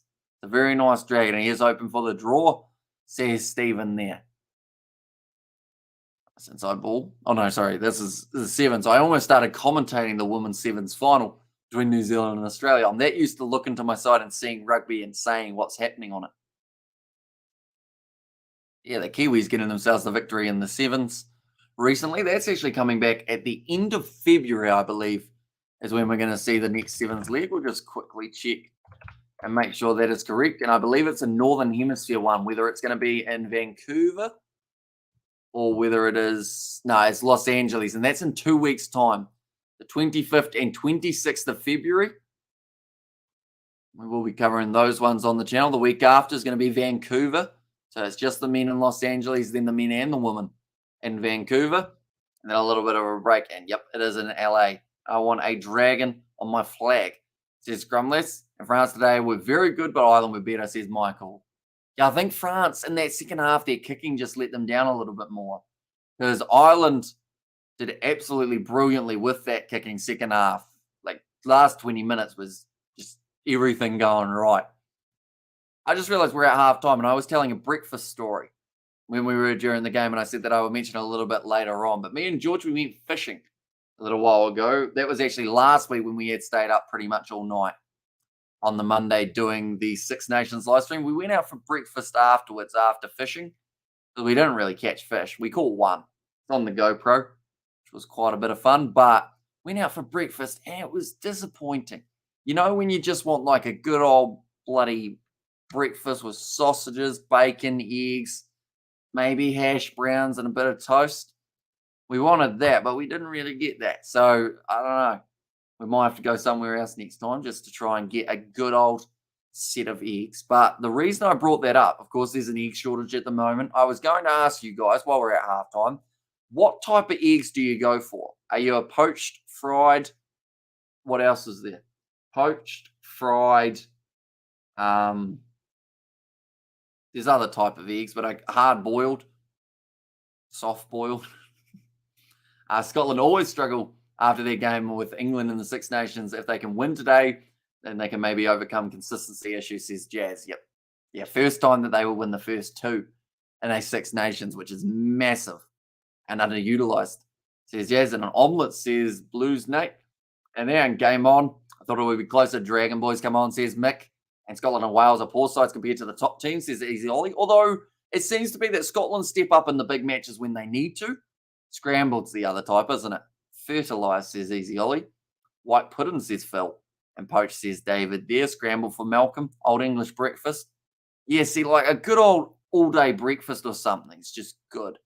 And I'm off to sleep. Take it easy, Amish. Enough of this rubbish game, says Michael. I guess we will see you later on. Them running eggs are 10 out of 10. Cake, says Sebastian. That's a good way of using the eggs, isn't it? But now, second half, just about to get underway, ladies and gentlemen, for this matchup. Scotland versus Wales. 13 points to 7 at the moment, the way we are sitting. 40 minutes to decide if Scotland make history or if Wales, I guess if Wales just win, don't they? That would probably be good news for Wales, because that way the chance of finishing a little bit higher up the table is high. And last minute heartbreak for someone I fear, says Paul. There's that feeling, isn't there, that it's going to be very close. And tight game, not a bad game, says Chat Sport. And scrambled omelettes, eggs Benedict, deviled eggs, says Stephen there. I've never actually had 2 of those types. I've never had eggs Benedict and I've never had deviled eggs. I'm a very basic, I'm just a fried egg and like a ring on a barbecue type guy. Or I'll make a pretty mean omelette. Right, Dan Bigger's going to be kicking off this second half. Rugby ball's egg shaped, so that kind of ties in. That's the only reason we can say that it's slightly relevant. Kicked off, and straight away the ball has been dropped by Scotland, but it's gone back. Loose ball now picked up by Kyle Stainer. We haven't seen much of throughout the first half. In fact, we didn't see much of Dawn van der Merwe either. The backline of Scotland doesn't seem like it's quite firing. That could be down to Finn Russell. He's decided to kick that ball a lot of the time rather than looking to use it through the hands. Kicked into touch, and now 30 metres out. Wales are going to have the line. And also, we have got the hello, is that all you can cook, Hampshire? No, I've got a few things up my sleeve. It's just I'm a man in a situation of if I know how to cook something and I like the taste of it, I'll just cook it all the time. Like I had a full month where I just ate chicken and rice because I was like, oh, I've worked out the seasoning. This is good. So a full month every dinner, like eggs and rice, or not eggs and rice. In fact, I went through a chicken fried rice phase. I cooked chicken fried rice every night for about 3 weeks. Yeah, damn bigger. After Rio Dyer for the Welsh here. Attacking chance, still a man advantage for the next 2.5 minutes. In fact, no, they're down to about maybe a minute now. Good tackle made on Josh Adams by Blair Kinghorn. Cuthbert's actually off the field now. So George North returns after his head injury assessment. Christ Chinza gets the carry. Now short side. I have to say, Wales' backline, I think, is actually looking better out of the two sides. Just because they're willing to put it through their hands of the players rather than kicking it straight away. Thomas Williams goes back to Bigger. Now nice ball to Beard, short pop pass up to Ken Owens. Quickly recycled. Williams now skip past the Tommy Reffel. They move up to the 22 now, Wales. Williams again. Pierces around the side of the breakdown with the pick and go. Penalty to Scotland, though. There was the player in through the side that time, Josh Adams, the man penalised for it. And also, how do you make your omelette, Hamish? I'm a bit weird with the omelette, to be honest. That's the best way of describing it. I almost make like an egg pancake, then whip it underneath it, flip it, put the cheese and whatnot in it, and then flip it over again. So it's not the initial kind of regular way of making an omelette, but I always find that it turns out nice because you get that little bit of crispiness as well, which some would say is not what you want in an omelette. So I pretty much make a fried egg flat thing. As you can tell, I like my eggs fried. So yeah. When my sister and I were kids, we call them dippy eggs because we dip dunk a toast in the yolks. Says Grumless. Yeah, totally. Ducks are the complete animal. Eat all of the bugs in your garden. Provide eggs and meat and feathers for clothing and fat for cooking with. Says Gareth. Yeah, they're quite handy ducks, aren't they? I've never had a duck in a pet or an eating form. Let's get high. From Ben White, nicely taken by Rio Dyer. Very well cleaned up. And now a bit of a counter ruck from the Scots. Sits up for Thomas Williams, though. Now, Tommy Reffel, he's been hit around his head. Well, in fact, it was Jack Morgan. Now, they've just said that that's a penalty. That looked like relatively solid contact from Pierre Schumann. Drop of cooking soda, drop of milk, perfect omelette. Says roll off and French toast with maple syrup. I do that as well when I make something I really like, says Malcolm. Yeah, a bit high. Of course, the crowd don't boo that one when they think that it's a bit high. Like they've said, territory. Just giving it up at the moment. Wales with a nice kick downfield. All this food talk makes me hungry. Has me hungry. Yeah, me too. I'm probably going to send George a message to see if he's up after this, and I'm going to go see if we can find an all-day breakfast. Just because that will be really, really good about now. Oh, okay. Change being made. Luke Crosby off the field. Dempsey now out there. That was a weird line out. No one jumped. It was kind of like they were playing under nines and they were told, no, you're not lifting the guy. But now Scotland with the counter attack. Dawn van der Merwe on the outside by Blair Kinghorn. Carves up the middle first. Sides against the pass. Ben White back to Finn Russell. Looking like they're going to run it this time. Pierre Schumann taken down again. White goes back to Russell. Charged down by George North, and Tui Pilotu does receive it on the halfway line. And still half time, says Dinesh. It does say that, doesn't it? But we are into the second half. There we go. It is now updating. Currently 45 minutes through at the moment. Oh, Finn, why has he kicked that away? It's going to work well because it's going to curve into touch. So fair play, Finn, but you just wonder sometimes if Scotland hang on to that ball for a bit longer, I think they'd find success. That's not to take away from a good kick there from Finn Russell, though. Was it a 50 or was it a 50-22? It was very close. Now, they might just be checking this one to see if it is 50 and 22. It is. Okay, well, I look like a goose now, but I normally look like a goose, so it's all good. That is going to be the Scottish line out 10 metres out from the line. Could be an effective one, although it looks like Dylan Lewis is staying down for a bit longer. Tomato and egg curry, Indian style with roti and salad, says Stephen. And only dark meat eaten by me is duck, wild ones, says Mick. Because what do they say duck tastes like? They say duck's quite a gamey meat, isn't it? It's got quite a lot of flavour. Now Russell gets the high fives from his teammates. That man is celebrating. He looks like he's calmed down a little bit since seeing the camera on him. Scotch egg, boiled egg wrapped in sausage meat and coated with breadcrumbs, fried till golden brown. I know that they used to have them at the deli at our local supermarket. The old Scotch eggs. Now marching. Here come the Scots. Doing nicely. Well defended there, though, from Wyn Jones to slow it down. It's gone down to ground. Penalty advantage is not being given.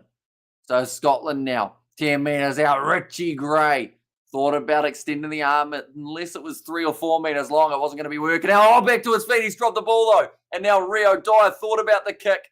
He's dropped it as well, but I believe he's just been able to regather before he hit the ground. Now Thomas Williams goes off to Adam Beard. Jack Dempsey trying to make that tackle. Does have to release him. Okay, Thomas Williams back into the pocket to Dan Bigger, who does clear it. And in fact, it's going to be a Scottish penalty by the looks of it for a neck roll. They say duck tastes like Donald. I used to be able to do a real good Donald Duck impersonation. But now I don't think I've got it in me. You know? I don't know whether it was because it was when I was younger and my voice might have been better for it. I used to do a mean Mr. Bean impersonation as well, but now I don't think I got that one in me either. About 70% of your body's iron is found in the red blood cells. Says Roloff. Something was bothering me from earlier. I was not able to sleep. If I do not share this, says Roloff. I see. And an American workmate who introduced me to boiled eggs on toast with tobacco sauce. Or Tabasco sauce. Not bad at all. Right, let's kick downfield. Wales playing up against a 15-man Scotland, I should mention now, but still plenty of mistakes happening. So I think they're saying that was actually for Dan Bigger getting taken out. Taking their time getting there. Lineouts lost so far. We've seen Wales actually lose 3 of their own lineouts. And, mate, that's why I said I don't like the smell of copper. And Katie said she wanted the iron. And also, kiwi eggs edible? I don't think so. You probably get put in prison if you ate one. Because I know that they're endangered, so they probably consider that as not allowed. But they're quite large, I think. So I don't think they'll be good eating. I saw someone on a survival thingy eat a snake egg, and that did not look nice at all. Now back across. Beautiful work. Or it might have been a lizard egg, in fact. One of those big ones. Now Duan Thundermover. Pace down the wing. Taken down 10 metres out from the line. He is certainly dangerous when he gets the space. And that is the first run that we've seen of this half. Now, he's kicked it again. Finn Russell with the cross kick goes out to Kyle Stain. I sometimes do think Russell gets a bit too keen with his kicks. It's an advantage now for Scotland here, which pretty much all that means is Finn's going to kick this again. Now, back across. Finn Russell. No, he passes it. This is better. Sione Tuipulotu. Now one more off to Kinghorn with the step. Oh, great tackle made again by Bigger. Offload up to Sione Tuipulotu. They're 5 metres out from the line. They do have to release him. Now Duan just backing himself. He's dropped it. They're going back for the penalty. They've got legs. parts of turkeys of Turkey. I'll give it a miss, says Mick.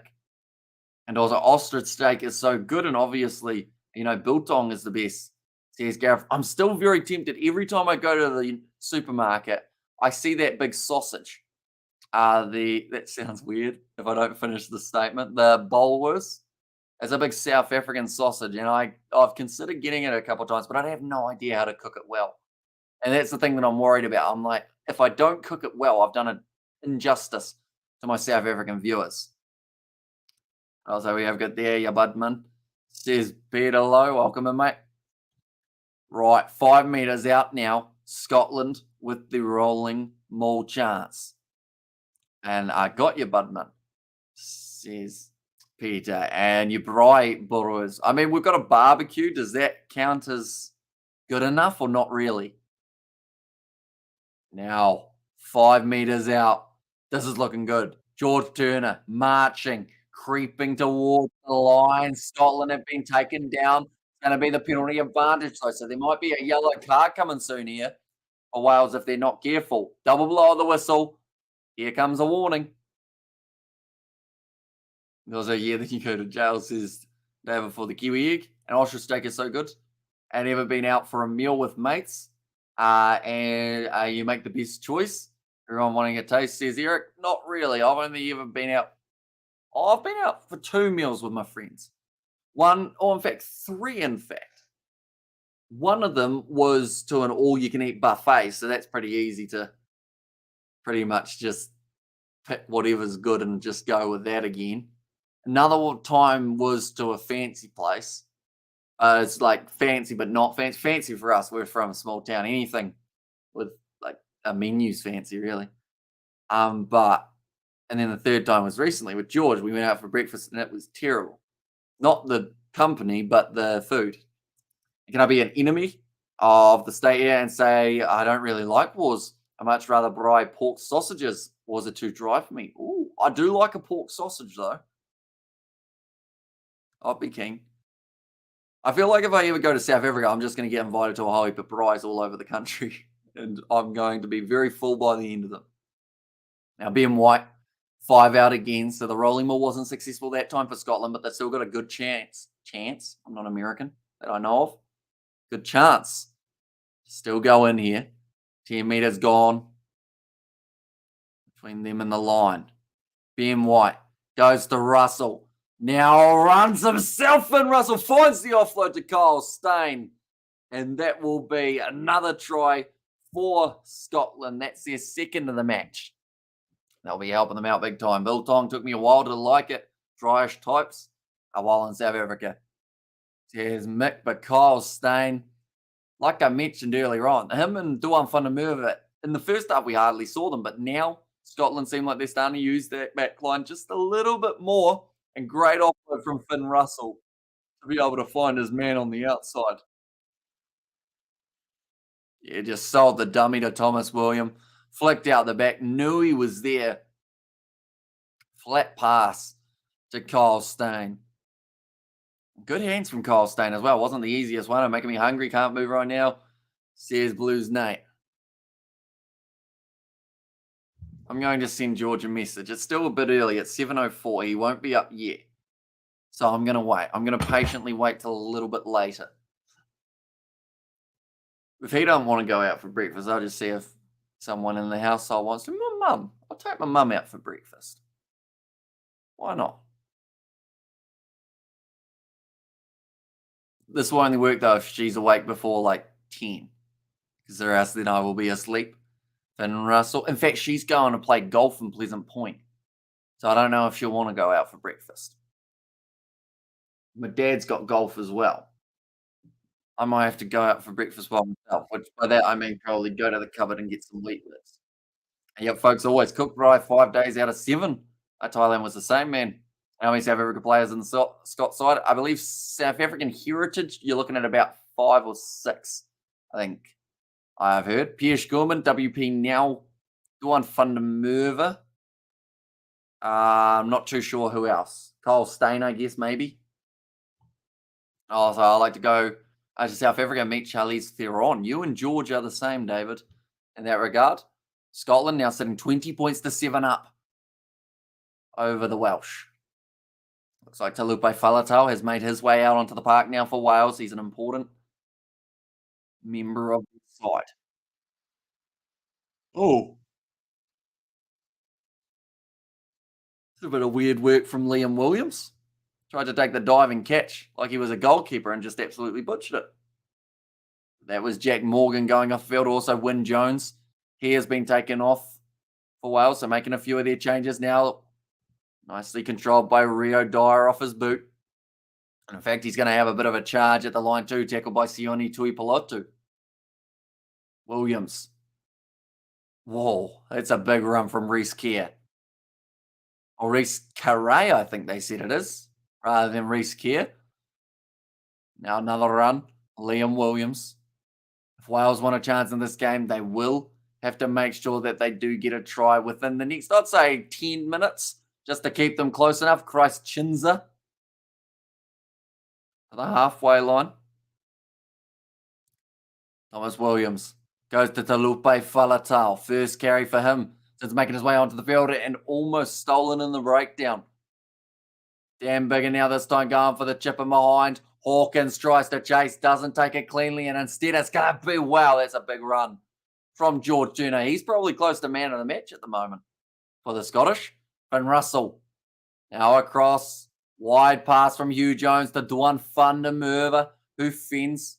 It's taken down though by Josh Adams, who drives him backwards in the process.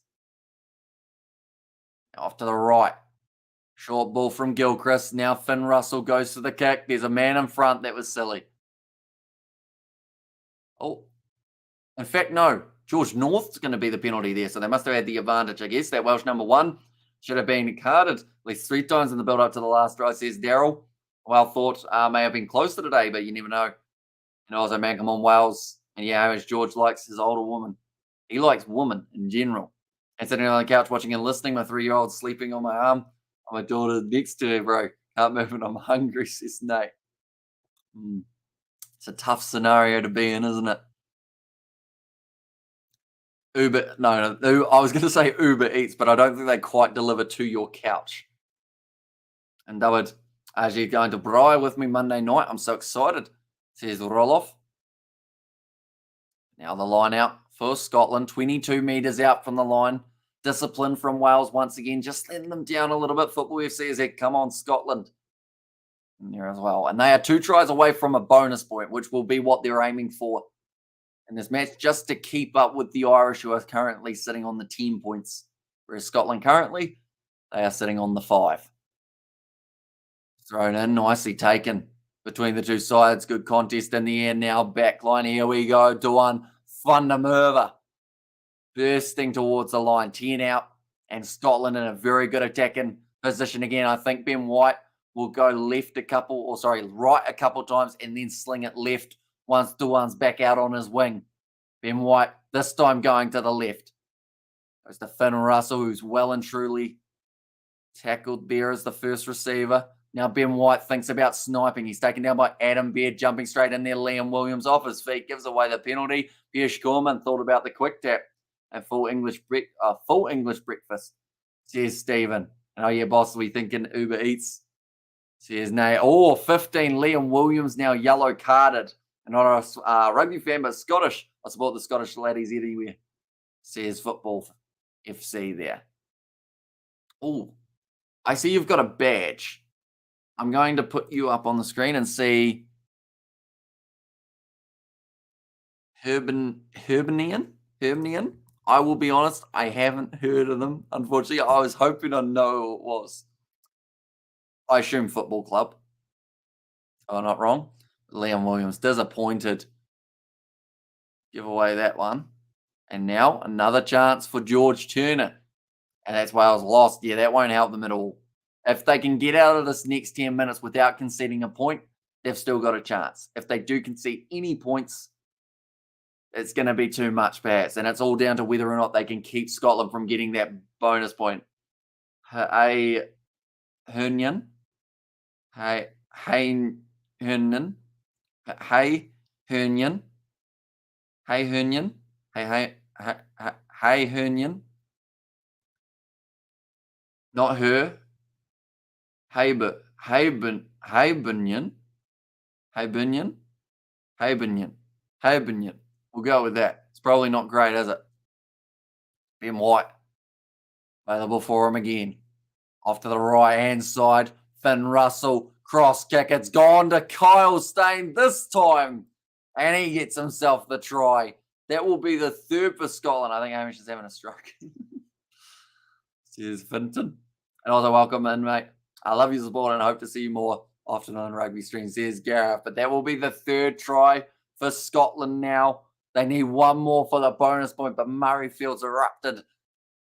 Loving their team's performance. ASA Hibs or Highbees? Highbees. I'll just mumble it. And Leka Scott says roll off and bring on John Cocking, says Tony in there as well. Who's John Cocking?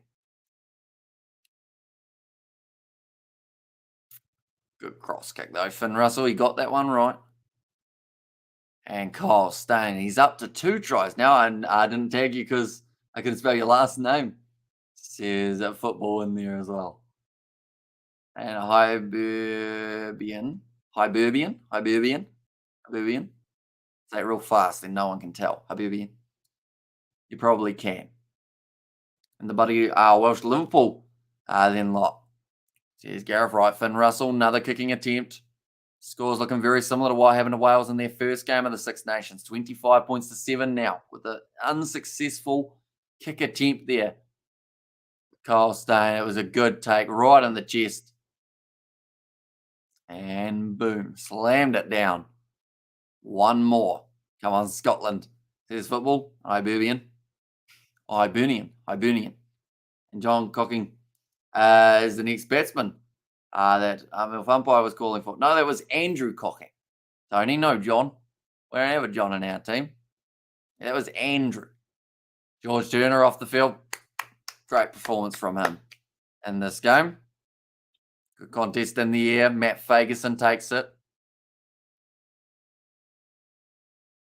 Now back into the pocket. And also bonus point chance now. Exactly right. If they can get themselves one more try, they'll move up to 10 points. And this points differential's looking pretty handy for them at the moment. And Russell with the offload to Kyle Steyn again. Expected for Wales to at least dominate up front. And it's not happening. Outplayed on every level. Says Esbok there. Yeah, Scotland, I think first half wise, they were not as good as they would have liked to be, but now Scotland in the second half are really showing what they can do. Oh, that was a tip tackle. Might have been lucky though. They might have said that he wasn't past the horizontal. Also bonus point. Oh no, I read that one. And Scots are really making Springboks worry. The ball games in the Rugby World Cup. Kick them behind.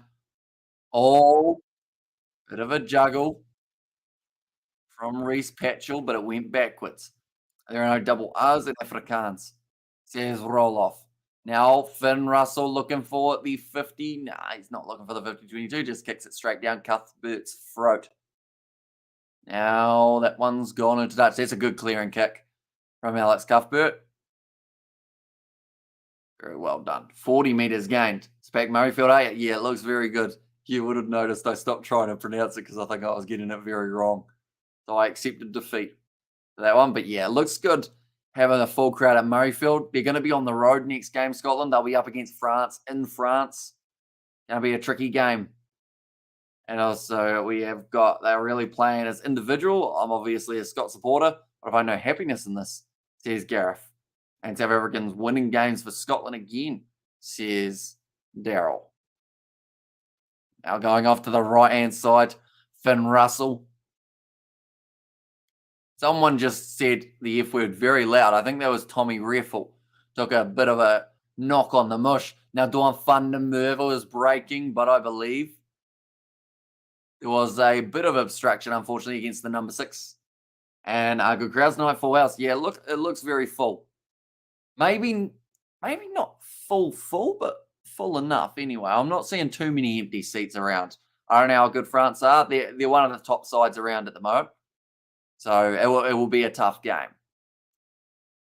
They're pretty good, or pretty damn good. And also we have got there, as I used to go to school with an Andrew Cocking. Proper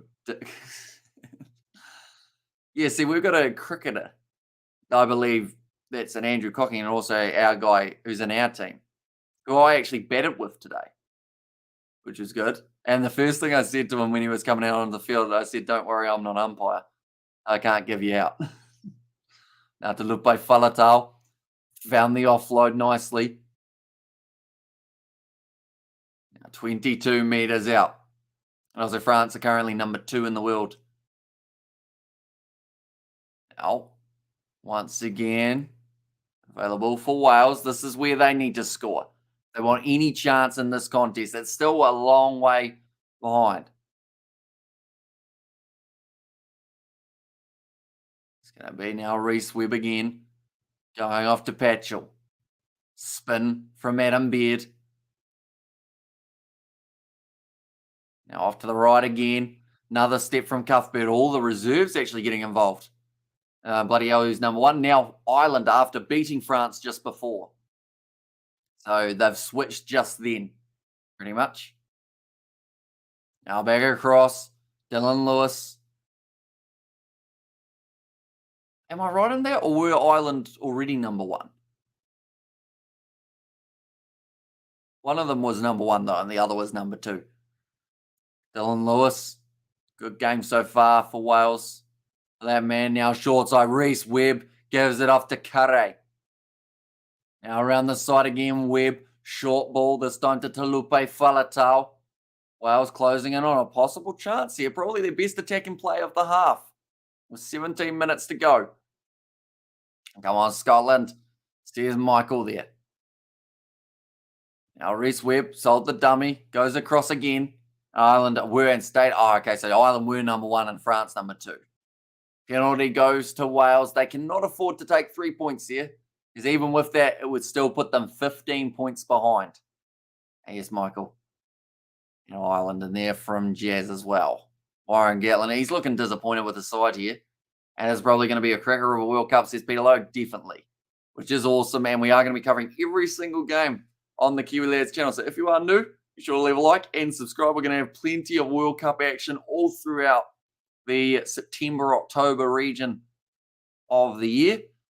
9 visits to the opposition, 22 for Wales, yet they just haven't got those points in. Just the 1 try. Ireland number 1 after 9 wins earlier. It's probably, yes, Michael, says football. Started reading out chats twice. And Malcolm has said how to pronounce it, but I'll probably butcher it again. So that place in Football FC's badge. Right, Pierre Schurman going off the field. Xander Fagerson, he's off as well. And Grant Gilchrist, the other man who will be going off. So they've got Jamie Barty, WP Nell, and also Johnny Gray, the other replacement. So many good teams, man. I'm an Archie fan, says Peter Lowe. 2 hours of sleep. I feel you, says Ellie Scott. Yeah. Oh, sorry, Ellie Scout. Well, that was my 2 hours of sleep right there, showing, wasn't it? But I believe I'm going to be sleeping after breakfast, which sounds weird to say. But then we're going to be back later on tonight for England versus Italy and maybe some of the NRL this afternoon. We'll see how we're going. I've been load-shedded and don't have much battery left. Big love, Hamish. Love to all my Welsh brethren. Hope you can turn this tournament around. Says Gareth. And although I'm a box supporter who loves the ABs, I hope Ireland wins the next World Cup. And later this evening, boss, maybe live commentary for Dolphins Cowboys if George turns up. I believe that is the one we're targeting.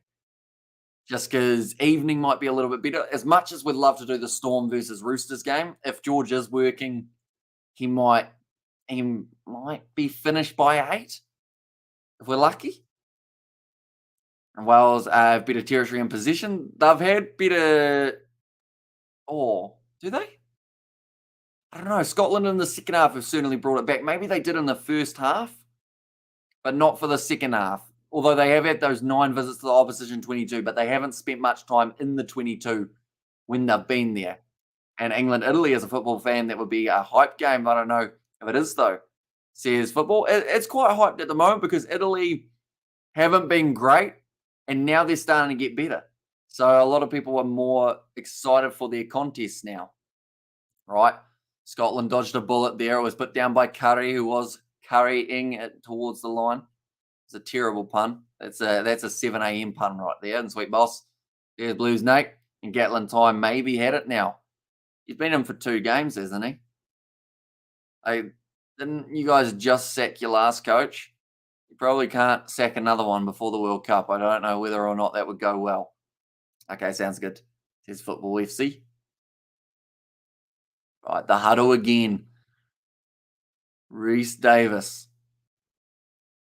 Debut for Wales. 42 seconds left of the Wales yellow card as well, I should mention. Now, the rolling ball starts again. One stop, they've said. They're going to have a second, or are we going to keep on shuffling? Just shuffling forward a little bit here.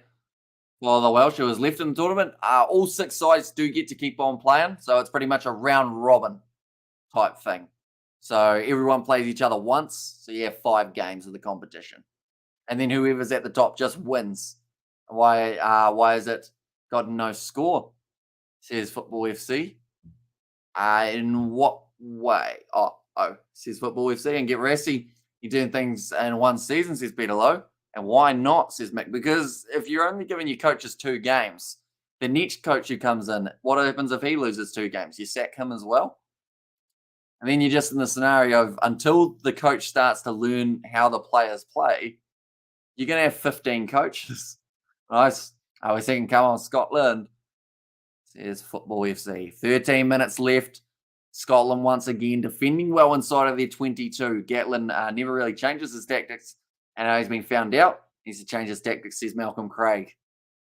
I guess the first 3 or 4 games, I think, will be stock standard, what he'd normally go with. And then maybe he starts trying to throw in a couple extra things just to make it a bit tricky. At the end of the day, Wales, they're in the group with Australia and Fiji. There's a good chance that they could go through if they play well.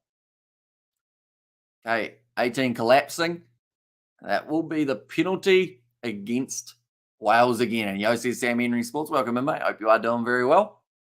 I did see that you did comment on the rugby challenge one. I haven't got around to replying to those ones yet, as we did have cricket and then I did end up going to sleep. But yeah, it's weird having rugby challenge back. It's an old throwback video though. It was filmed a long time ago, but it's still there. Stuart Hogg failed the HIA, so he's off the field.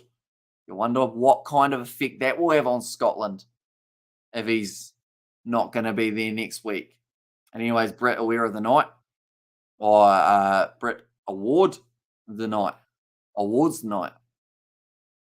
Now, once again, another advantage in favour of Scotland. Fired wide there, nicely taken. I believe that was the number 13, Hugh Jones, who's just grubbling it like it's football. They're going back for the penalty again. Part of England's problem is that the Six Nations is so competitive now. They have to be on point every week, says Jazz. Yeah, you can't afford to slip in one of those early contests or else you're just completely playing catch up throughout the comp. Like, to a certain extent, unless something drastic happens, the 3 sides who lost that first game, unfortunately, almost can't win the Six Nations unless they get extremely lucky and go on a winning streak. People please do a player career mode in Rugby Challenge 4. We did actually do one a little while ago, the All Blacks career mode, or the player one. Me and George are considering doing a team career mode rather than a player career mode, just because, unfortunately, with player, you get to a certain point and then it glitches. Like, we got to the World Cup and then it completely glitched out and I didn't get to play in the World Cup. And what is a 6N? I don't know the stuff. That's just pretty much Six Nations abbreviated. So you'll see some people call it 6N. You might, no, I don't think I've seen anyone call it SN, but yeah, you'll see some abbreviations and whatnot. And the Six Nations says Ali Scout. And yep, Gatlin, I was wrong when I thought highly of him. Lions management wore him out, says Mick. Does that mean you didn't want to sack your original coach now, or what's the go there? Duan van der Merwe taking the cross kick beautifully inside. Ball to Townsend. That's going to be the bonus point for Scotland, ladies and gentlemen. And they are now still neck and neck with the Irish. And then you have to feel for Wales. This is a rot in their system somewhere. Says Yanri what is the rugby FIFA? Again, I don't know these stuff. So the rugby FIFA in terms of a game, you've got Rugby Challenge 4 or Rugby 22, but they're nowhere near as good as FIFA is. And should the Rugby Championship invite Fiji and Japan? I feel like in the future would be a very good option because at the end of the day, it just gets them more rugby and also you come up against more opposition. Schedules might be the main thing, and also the travel side of things might be why they're holding off a little bit on that. But if they don't do that, I would love to see a competition formed that involves Fiji, Samoa, Japan, maybe Tonga, and then, someone else around that same kind of region. Just to, I guess, give people more rugby to watch and also give those teams more time. And also, I'd give Japan and Fiji a go. The guys with the money decide. Says Peter Lowe and Flower of Scotland. And also there, move your mouse, score update. There we go. Thank you. It's so weird because it can sit there, right? And it will update. If it goes here, it doesn't. It's just a little tiny half stint and pivot. Glad he's gone, says Mick there. And not long ago, I never watched Six Nations Rugby. Now I can't get enough of it. And what happened to the Kiwi Lads React? We did one video on there. And then we did a few others that we filmed, but they didn't end up going up on that channel. Because we were like reacting to horror movies and whatnot. So we weren't sure if that would fit the target audience. I thought it was a bonus point. It is indeed. But not on the scoreboard, on the table. So they'll move up to 10 points now. I think that existed before COVID Pacific Rugby Challenge. There's Eli Scout. So I'd love to see that come back. And then, you'd invite Japan just so that they get some rugby under their belt. Leave it open to other sides that want to make the trip. South Africa, Georgia, Japan, Argentina, USA. That's my choice. Says roll off. Although it's tricky because in that regard, you've got about 4 or 5 continents covered, don't you? So you got to decide, is everyone staying in the same location, playing that tournament over a few weeks? Or are you going from South Africa to the USA to Japan to Argentina? You'd be pretty much constantly traveling. 8 minutes go, 23-point margin. Well done, Scotland. There's a homie there. And it's slowly catching them up with the Irish points differential as well. I believe Ireland's points differential currently sitting at plus 35. Ireland at this stage now, Scotland at this stage now, I believe are sitting at about a plus 31. Now Wales, they've got themselves another attack. Time zone's always an issue. That is true as well. Japan's not too bad for time, which is why I'd love to see them either Rugby Championship or Fiji down the line. But yeah, anywhere else you're kind of going 12-hour breaks, which always makes it tricky for the players. Right, short side here. Duan van der Merwe is offside by a metre. I'm surprised that they haven't given a penalty against him. In fact, are they going to extend the arm? Oh, big drive from Curry there. He's going to be held up, but I think they need to check that a little bit for Duan van der Merwe. Asian Oceania Six Nations would be a great draw. I mean, thanks Japan, Tonga, Fiji, Samoa, New Zealand, and Australia, because they did do the Pacific Nations Cup, which was Australia A, Fiji, Tonga, and Samoa, and that seemed to go down pretty well. Kiwi Lads is primarily sports. Half an hour maybe, boss. And also, was it converted? It was a converted try, so they are sitting 30 points to 7 at the moment. Yeah, just held up there, unfortunately. Out of all the international teams, I really admire Argentina. Man, they play with heart, says Peter Lowe. And also, we have got there a little bit earlier on. Time zone's always the issue. And 23-point margin. Good job, Scotland, says Stephen there as well. Right, 6 minutes go. Clearly held up. It's going to be the goal line dropout. I think Dawn dodged a bullet there by not getting called. Also, Lowe agreed. Says, yes, and I, Kiwi, do you think that the French man should have got a red? It was probably what I thought was a pretty obvious red. But they decided to go with the yellow instead. It didn't really change the game hugely, which is good, because or else then we could have seen some I guess, controversy in that matchup. A moment, we will go like this. We will go like that.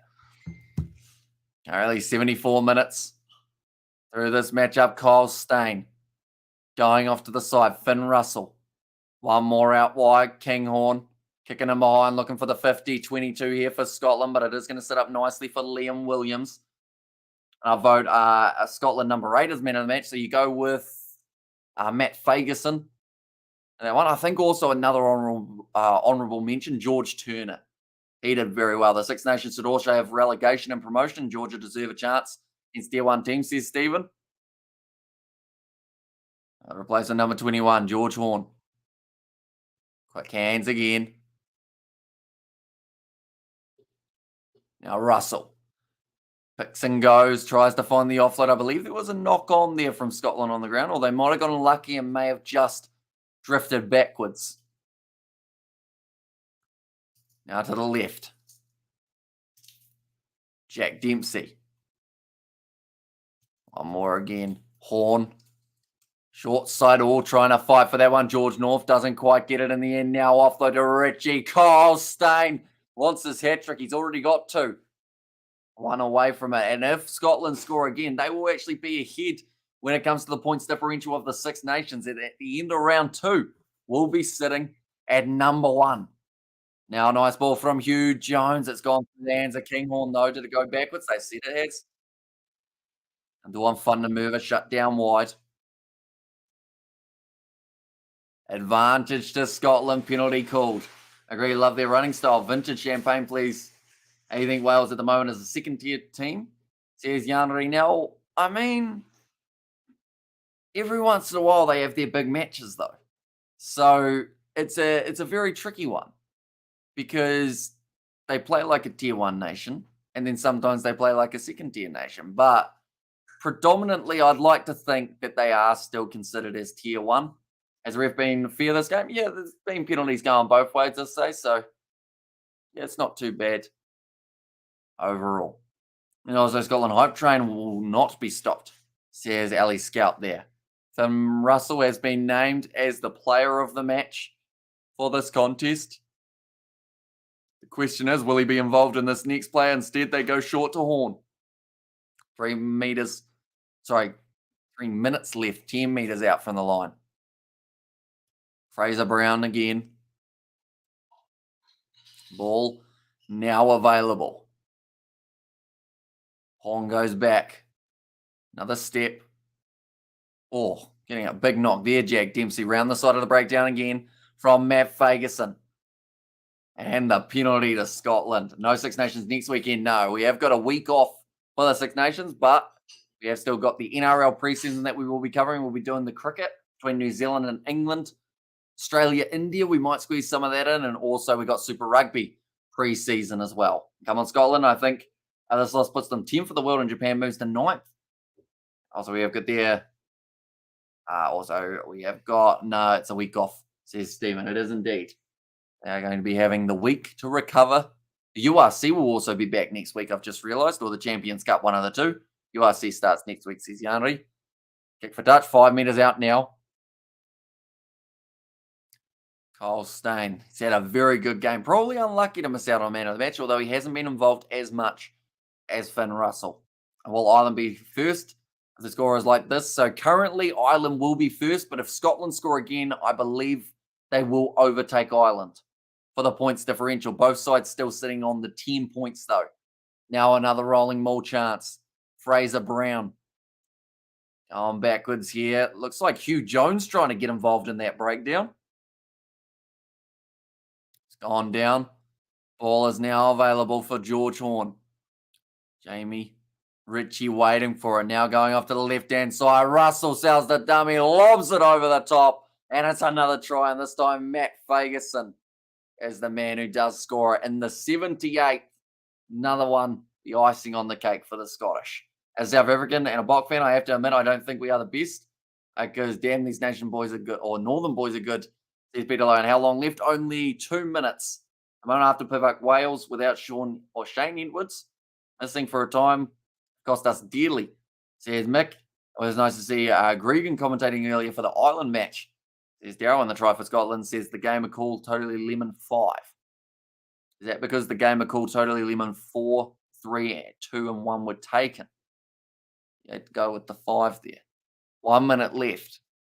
on the clock, but Finn Russell just picking the pass. Duan Fundermerva wouldn't have been happy. He was waiting for the ball on the inside, but it still goes in. 28-point difference between these two sides. Wales, says Jazz. Yeah, beautifully done by the Scottish. Move your mouse, says football. There we go. It'll be updating up to 35. Still a kick to come. I believe they shouldn't get to the end of this match. But it's been about a minute 10 since the try was actually scored. Finn Russell, wear down the clock a little bit more just to miss it. Off to the left-hand side. Now 20 seconds remains. And that could now be the end of the scoring of this contest, unless Scotland won another. Is that a record? It is not a record, no. Although it's a very good win for Scotland. In fact, a record for a different reason. This is the first time in the Six Nations history since it was revitalised that Scotland have won their first 2 games. So I guess you could call that history in its own regard for that one. Who was your man of the match? I mean, I'd probably give it to Xander Fagan, George Turner. It was up to me. They did give it to Finn Russell. He also had a very good game. This loss is actually good because Japan is now top 10 in the world. The first time says Jan Rinel. And also, I've called a game the first 2 months, or the first time in 2 months. Says Roloff. Right, Scotland, they have to defend for the final moments of this contest. It looks like Wales want one more. And if they score, that will then put Ireland back into first place, depending on the points differential. Now another step, Alex Cuthbert. Now Reece Webb goes back across. Just realised they're missing Nick Tompkins, aren't they? For the Welsh, unfortunately. Also no Alan Wynne-Jones for this matchup as well. And here the crowd chanting for the Scots. Christ Chinzer. He's done very well throughout this matchup to be able to get himself so many minutes out there on the field. That's actually going to be the penalty now to the Wales. And also, we've got there, have you heard of Hogwarts Legacy? I have. New game that came out. I haven't played it yet. I'm normally very late to the party when it comes to playing games. And also too easy for Scotland, Wales, and England. I show that new coach needs time to settle in. Australia will be under immense pressure this year under a new coach. And how long has the stream been up for? We have been going for just under 2 hours, I believe. Somewhere around 1 hour and 50. That will be the penalty to Scotland. So more than likely, you just take this quick tap, kick it into touch, and Scotland. No, they've taken the quick tap. They've decided they want to keep playing. All the props are sitting there going, what are you doing, bud? We've just run around for ages. They win another penalty, but now do you kick it into touch? It's a yellow card as well against Wales, so he's milked that one beautifully.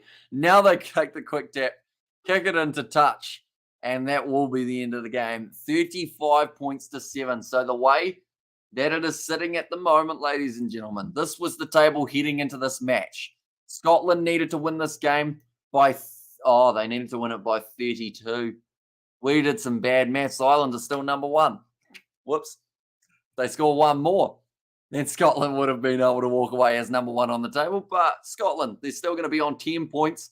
Points differential pushing right up there with the 35 points to 7 in score.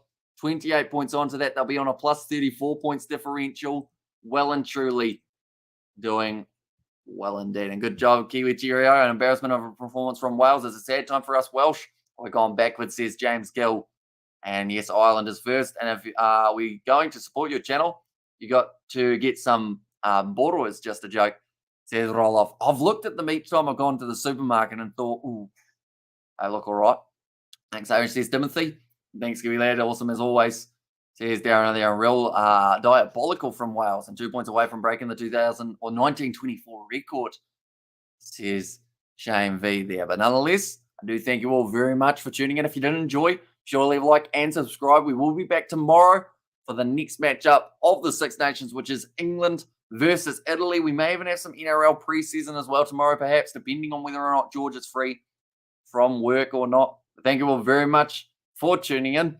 I will see you all for the next one.